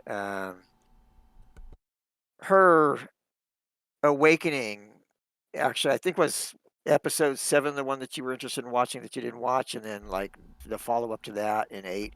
I guess I might not remember the episode numbers exactly, but she starts to have this awakening about her role in other people's lives when she's working with the playwright. And at the end of that, because of the way in which he describes his daughter and her idea of a one day something's going to happen experience, and then she kind of acts that out for him in order for him to complete the play the way he wants to. Um, that's what triggers her burning. So she was told by the lieutenant colonel who adopts her basically after the war is over and gives her employment, that she's burning. She doesn't believe it. She doesn't recognize it, but she's told by him that she is burning. And when she recognizes that's true is after she realizes that as a warrior, as like an extraordinarily gifted killer of other soldiers on the enemy side, that she is taken away from many soldiers their one days. And so that's a triggering event for her emotionally because once she realizes the loss of experiences, not just that the people that died at her hands, uh, those experiences were lost to those individuals, but all of the people that they were connected to, family members, friends, etc. All of the one day experiences that were being looked forward to by their families, their friends, etc. Towards those individuals that were killed, she deprived all of those people of those emotional experiences. I figure this was covered in episode 11. No, No, the I mean it's burning thing covered in 8. It's happens. covered in 7 and 8 and 9 or whatever. I mean, it's Yeah. covered in the playwright, then her burning episode, and then how the lieutenant colonel tries to explain to her that she has a right to live, that she has a Oh, right I to do be a remember person. that. Yeah. All right. So she has the burning where she's just emotionally traumatized by the fact that she took away all these emotions. As she's acquiring emotion throughout the show and she's developing her capacity to empathize with different kinds of emotions that other people experience, at this point, she has a greater understanding of what her skill as a tool within the military during war has cost other people with respect to the emotional experiences that have been lost to them that could have occurred if she had not been so superb as a fighter. And that is something that she cannot bear. So that is the burning that he knew that she was going to eventually experience as she became emotionally awakened. And that's the burning that she does experience as she becomes emotionally more awakened and understands, puts in perspective her own role as a tool of war. And it's beyond her capacity to cope with it. She has to have a conversation with the lieutenant colonel who can try to help her to understand that she has a right to live and that she's got a constructive role to play in society, that she's developed the skills and that she's already demonstrated that she has the skills to not just be socially destructive, but to be socially constructive. And that she has a right to live and to continue contributing to society in a positive way. And I don't remember exactly how that all played out in the episode 7, 8, 9. The other one that you missed, that's a specific combat situation that comes up where she's still playing her role as an auto memory doll, but but she already has had this awakening prior to that, and so like when we were watching it, mom and I were watching it, we thought after episode 9 that it could have ended. It seemed like the perfect stopping The point. Violet Evergarden could have ended pretty much at any time. throughout the entire story, but like Once it she knew that chooses she to. yeah, once she knew that she Yeah. had a justification for that she had a right to live and to go forward and to, pursue happiness and, develop her own emotional self as a being or her own being as an emotional person. Um, Once she came to that recognition, they could have stopped it then, but they went ahead and had, like, the episode with, Anne and her mother, and then they had the episode that you haven't seen, which I think was, I think it's 10 for Anne and 11 for the episode that you haven't seen. But Yeah. in that episode, it's I'm not going to tell you the details of it, but she's still performing her duties as an auto memory doll. But there's also an element of it that calls back her training. It requires her to use her skills, but she already knows by that time the cost of herself as a tool of war It's in not her other fighting people's on the lives. train, right? But this gives her like another awareness or another facet of that understanding when she has this experience in that episode. It's not No, her. it precedes All right. the train 'Cause because I what saw I the told you train, was so right. So she's flying in the plane in that train episode, episode 12, and lands in the town where she sees her colleagues are at on the train, and she wants to protect them. right. Right. So there's an explanation for why she's in that plane, and Oh that yeah, happens for in me, I was episode just 11. like, oh yeah, this makes Wait, sense. you She's just in a thought plane. like she was just in a plane? Yeah, I was just like, well, I guess she's traveling. That is very funky. That is very, very It funny. made sense to me as a cut. Like, what if they were just like they didn't want to explain? She was just going somewhere to perform her functions, and they had her in a What plane. are I don't you know. talking about, man? Where Wait, she's so just is she flying. not an actual person? Is she? Oh yeah, she's an actual person. She's like an extraordinarily skilled warrior. Like Jazz explained it to me as if she was like a Spartan, in Halo or something. Yeah, pretty much. That's pretty funny. Real. All right. How much Halo lore do you know? I used to know a ton of Halo lore. No, Anyways, not you. I want. my How much dad? Halo do you know? Yeah, your dad, based Not off your of just point, like Dad. you talking to him about it. Oh, Jazz learned the lore when he was little. And, he didn't play the game. We didn't even have an Xbox or whatever at the time. And but he had a friend who was into Halo, and his friend's older brother had like collected miniatures and stuff like that That's in Spencer, Halo. by the way. Yeah, because his friend is cool. That's Yeah, that's so- yeah, that's Spencer. So his friend had kind of like like they would they would like steal some of the little toys away from his older brother. Yeah, the Halo And Mega Jazz, Bloks Jazz got a miniatures. Jazz got a few of them, like the grunts and stuff. I don't know what characters, but anyway, he and Jazz got some of those action figure toys when he was little, and he like made me play games with him involving those little toys and stuff. And so he started learning the lore when he was pretty young. And then he got like a book that gave him more information about the history of Halo and stuff like that. So Well, you also read the one book, Ghosts of Onyx. yeah. It was Yeah, yeah. both my That I've parents read one of the Halo novels. I've read two of them. Oh, really? Oh no, that was just the same one. It was just one book. It was just like they had multiple plots going on. Yeah. Okay. But anyways. Yeah, it was pretty interesting. I've seen some stuff on TV with them about it too. All right, so we're getting pretty late into the podcast. Yeah, it's been like how long has it been? I think 2.5 hours. I think I'll end it without a general discussion on war because it's already 2.5 hours. It's cringe. So It's cringe. Cringe. so I think I And had we one more did thing I wanted to talk about. 5. Yeah, all right. So on page 86. This was not related to Violet Evergarden, so this concludes our Violet Evergarden discussion.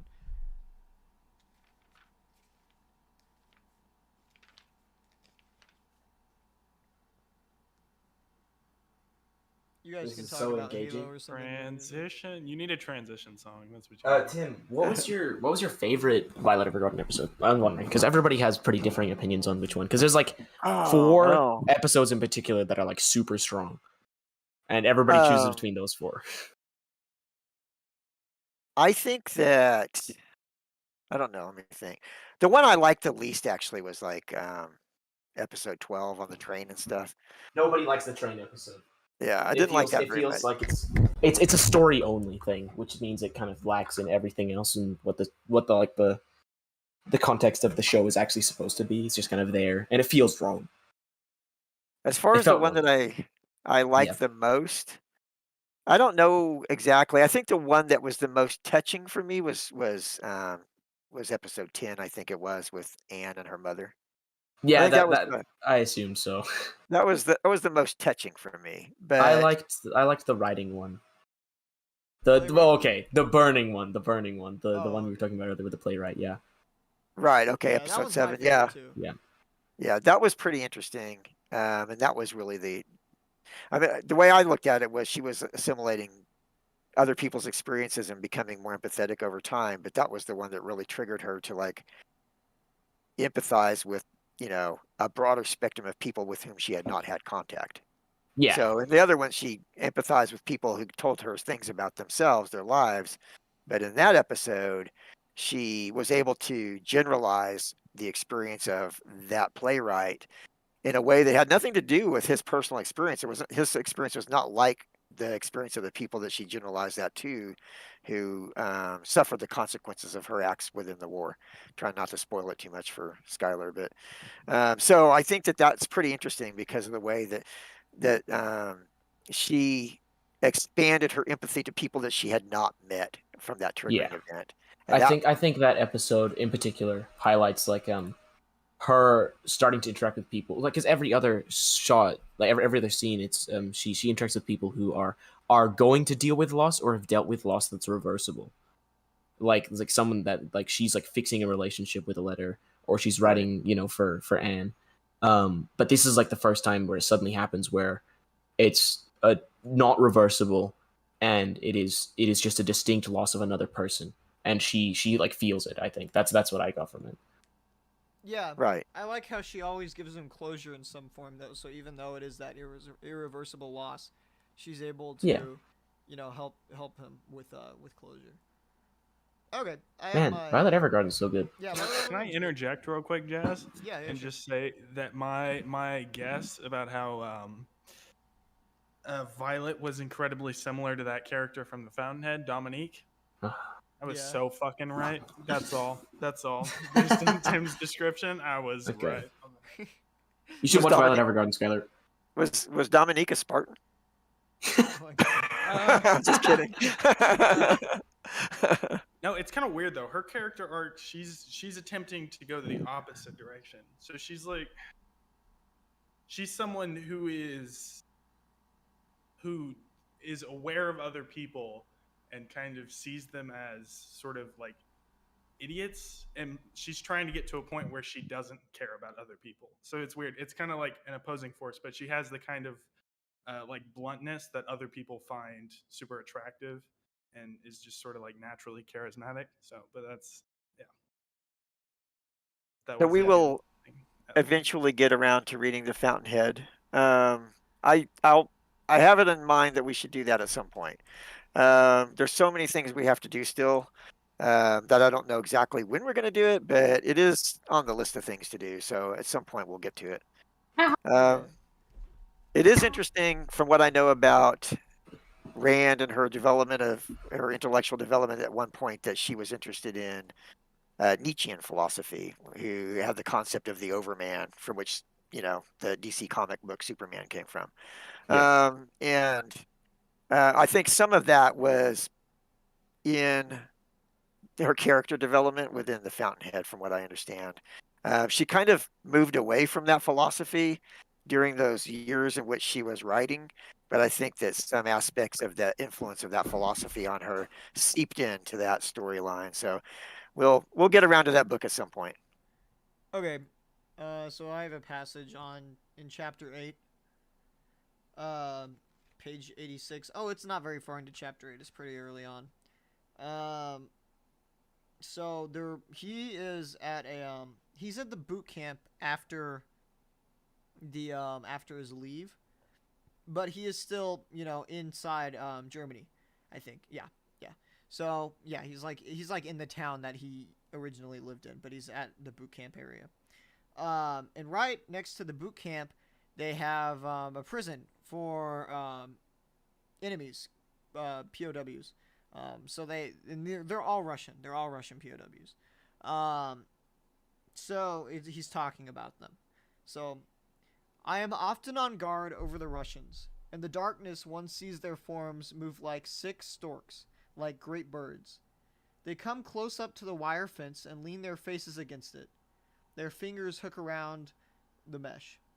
Often many stand side by side and breathe the wind that comes down from the moors and the forest. They rarely speak, and then only a few words. They are more human and more brotherly towards one another, it seems to me, than we are. But perhaps that is merely because they feel themselves to be more unfortunate than us. Oh, and for us, he's describing, I think he's solely describing him and the other people in boot camp. I don't think he's referring to like him and his actual wartime companions. Anyway, the war is over so far as they are concerned, but to wait for dysentery is not much of a life either. The territorials who are in charge of them say that they were much more lively at first. They used to have intrigues among themselves, as always happens, and it would often come to blows and knives. But now they are quite apathetic and listless. Most of them do not masturbate anymore. They are so feeble, though otherwise things come to such a pass that the whole huts of them do it. They stand at the wire fence. Sometimes one goes away, and then another at once takes his place in the line. Most of them are silent. Occasionally one begs for a cigarette butt. I see their dark forms. Their beards move in the wind. I know nothing of them except that they are prisoners, and that is exactly what troubles me. Their life is obscure and guiltless. If I could know more of them, what their names are, how they live, what they are waiting for, what their burdens are, then my emotion would have an object and might become sympathy. But as it is, I perceive them behind only the suffering of the creature, the awful melancholy of life, and the pitilessness of men. Oh wait, I'm gonna invite Skylar back up to speak because he left. He missed half that passage. That was funny. Anyways, so he can't attach themselves to him, or he can't. Yeah, he can't. Yeah. But what I wanted to talk about was why is that he's unable to connect to these soldiers any better? Why does he need to understand more about them as humans to have sympathy for them? Maybe I'm looking into this wrong, and this is anyone who sees them would also, not have much sympathy for them. But to me, it feels like he requires more, emotionally, from them. He requires to know more about them to feel sympathy for them than a normal person seeing them would. And so I was interested to see if you guys thought that that's because he's desensitized to suffering in general from all that he's seen, or if it's more of because he's had to teach himself to view, these people as the enemy and to be inhuman. And that's why he, doesn't have the immediate sympathy for them despite their awful condition. What is your guys' opinion on that? I think this is much more him forcing himself to see these people as not human beings. You said this is just after he leaves the boot camp, right? This is No, this is actually, while he's it's at the boot camp. After he leaves, after he's back from time with his family. It's kind of convalescing or whatever. Yeah, now he's in Right. training again before he Yeah. goes back to the front. Okay. Well, either way, I think this is much more of him forcing himself to see these people as not people. Because how would I put it? It's like he doesn't describe them as lesser, in a sense. I mean, obviously the way he describes them is not exactly friendly, but I don't think he puts View them as down. creatures, yeah. He doesn't view them as creatures, but he also forcibly views them with no empathy. Right, yeah. So so you think that's just because he's had to do that because those are the enemy and he's forced himself to do that to be able to cope with the actions he's committed against people like that? Yeah, exactly. Okay. Do you have a different opinion or anything to say, Dad? Or Skylar? Yeah, what I would say about it is that I actually do relate this to just what I was talking about a few minutes ago with Violet. The episode that I talked about where she has the experience with the playwright and she understands what the phrase that she focuses on is the one day. But the one day refers to other emotional experiences that could happen going forward in the future. And when she focuses on that, she thinks to herself, how many one days have I cost people? How many one days have I taken away from people with my own actions? And what I said was that was a generalization of her empathy. So it was a generalization of her empathy to people that she did not know. She had no personal direct connection to the people at all, other than like other than the individuals that she Hmm. killed, but they were nameless to her, just like they were to Paul and his comrades when they were fighting back and forth in the trenches, chasing the French away from their trench towards the French trench. You know, in the passage you read earlier, they were not personalized. And at this point, she generalized her empathy to other people that she'd never known, never met. And that's something that is challenging for human beings in general. And I think that what he's getting at in that passage is that he has no connection to these people. And so he could have sympathy for them if he had some knowledge of them that gave him personal connection to them. But in some sense, because even though he can see them and he's on guard and he has to watch them and observe them, he knows nothing about them as individuals and can hardly differentiate them from one another. And so they're just like an abstraction of human beings to him, in a sense, even though they're concretely right in front of him. And so he just can't extend his empathy to them. He can't sympathize with them. He doesn't have the capacity to do that, to empathize with people abstractly after what he's been through. It's difficult for us to do that in general. I mean, we can, in a sense, I mean, we can feel heartbreak for people who are suffering in different situations around the world, people who are suffering starvation or living in squalor, or who are trapped in um, the factory in Mariupol. We can have sympathy for them, but it's hard to. I mean, in some abstract sense, but it's hard for us to really. Our tugs are not. Our hearts are not tugged at in the same way as somebody that we know who was involved in a vehicle accident and is suffering greatly in the hospital from pain, or some family member or some friend or whatever that experienced something that's horrifying to us, horrifying to them for them to have to get through. That's going to have a bigger effect on us individually, emotionally. It tugs at us. It directly penetrates our emotional being, and it's easier to have the experience of empathy with those people.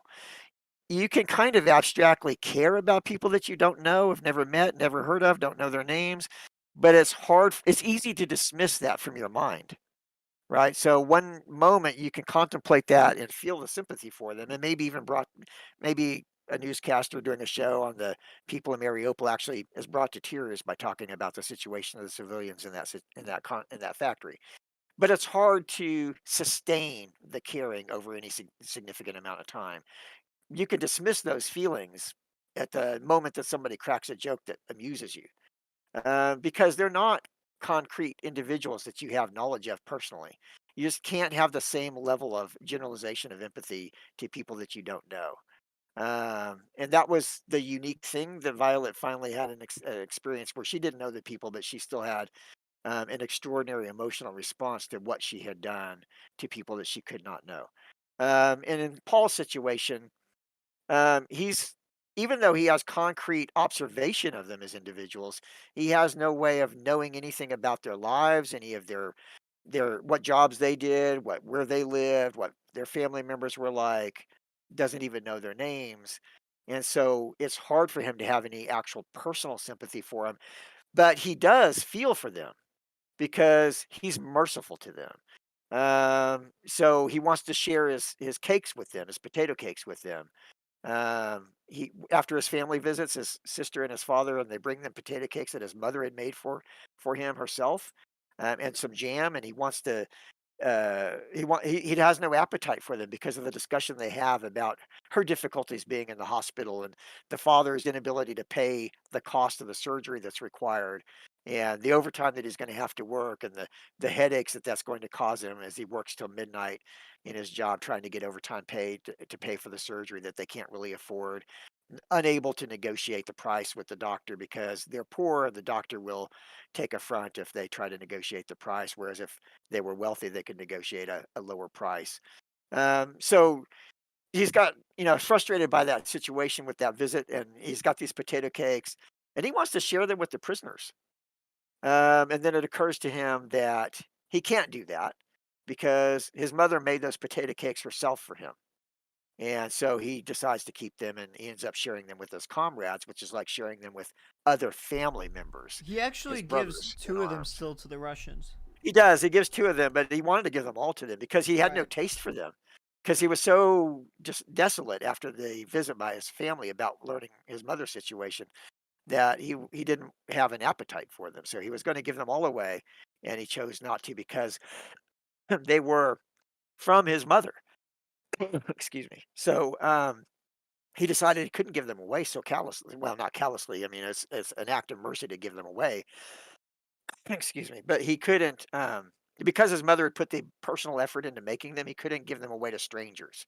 He had to give them away to what amounted to family members. So he took them back to the front with him and gave them away to his comrades. So um, that's just the sorrow he could feel for Cat at the end when Cat, he's carrying Cat back to the hospital, and he thinks Cat's going to survive because he thinks he has a minor wound, but he doesn't know that he's actually been hit in the skull by a bullet, and that he's already dead by the time he asked the orderly to care for him. Did I get that right? Did I It get those wasn't even a details bullet. right? It was a really really tiny splinter. A fragment, right? Yeah, a Yeah, fragment. it That's was like right. a splinter of wood. It went through his temple. But he was dead, though, right? At Yeah, that no, it point, I killed mean, him. he didn't know that he was dead when he brought him in, right? Right, right. Okay. So the sorrow he felt for him and for all of his other comrades who died, he knew a lot about them. He was connected to them. The empathy was easy to attain. But for individuals who he did not have any personal knowledge of, the empathy just wasn't it just couldn't he couldn't it couldn't emerge. But it didn't mean that he didn't have any sympathy for them, even though he says that, because he actually was merciful to them, giving them cigarettes and other things. He would share other food with them. So I don't remember, exactly what happened on that as far as the passage. It wasn't part of it that I had a time to review today, but I do remember that from the book that he shared things with them. So even though it was difficult for his empathy to emerge for strangers, he did have mercy towards them and gave them gifts in effect, um, sacrifices because cigarettes were valuable, but he shared his cigarettes with them. Yeah, let's see if I can find that passage. It's right here. He says, um, talking about how he would treat them if they were actually his enemy, if he were fighting, on the Russian front himself. And he says, that he would do that. But he says, I am frightened. I dare think this way no more. This way lies the abyss. It is not now the time, but I will lose these thoughts. I will keep them, shut them away until the war is ended. My heart beats fast. This is the aim, the sole aim that I have thought of in the trenches, that I have looked for as the only possibility of existence after this annihilation of all human feeling. This is a task that will make life afterward worthy of these hideous years. I take out my cigarettes, break each one in half, and give them to the Russians. They bow to me and then light the cigarettes. Now red points glow in every face. They comfort me. It looks as though there were little windows in dark village cottages, saying that behind them are rooms full of peace. So he has mercy ultimately. I mean, so he expresses his sympathy actively as an act of charity to people that he knows are suffering or likely to die of dysentery. And he gives them his cigarettes, which are a commodity, it's a medium of exchange, it's of a great value, but he gives them all away to the Russians in a moment of empathy. So, in spite of what he had said, it's not true that he can't develop empathy for them over time as he gets more of a recognition of them. Right. That's my point of view. Yeah, I don't really have anything else to say on that. I think that's correct. I agree with that. Skylar, is there anything you wanted to say on it? I'll take that as a no. No. Okay. I don't really have anything to say on that either. All right. Yeah, well, no one asked you, Derek, so. Okay, that is yikes. all of my bullet points besides, like, larger complications, or, like, a larger discussion on war. But we are at 2 hours and 45 minutes, so we will now end the podcast. This was Coastside Chats.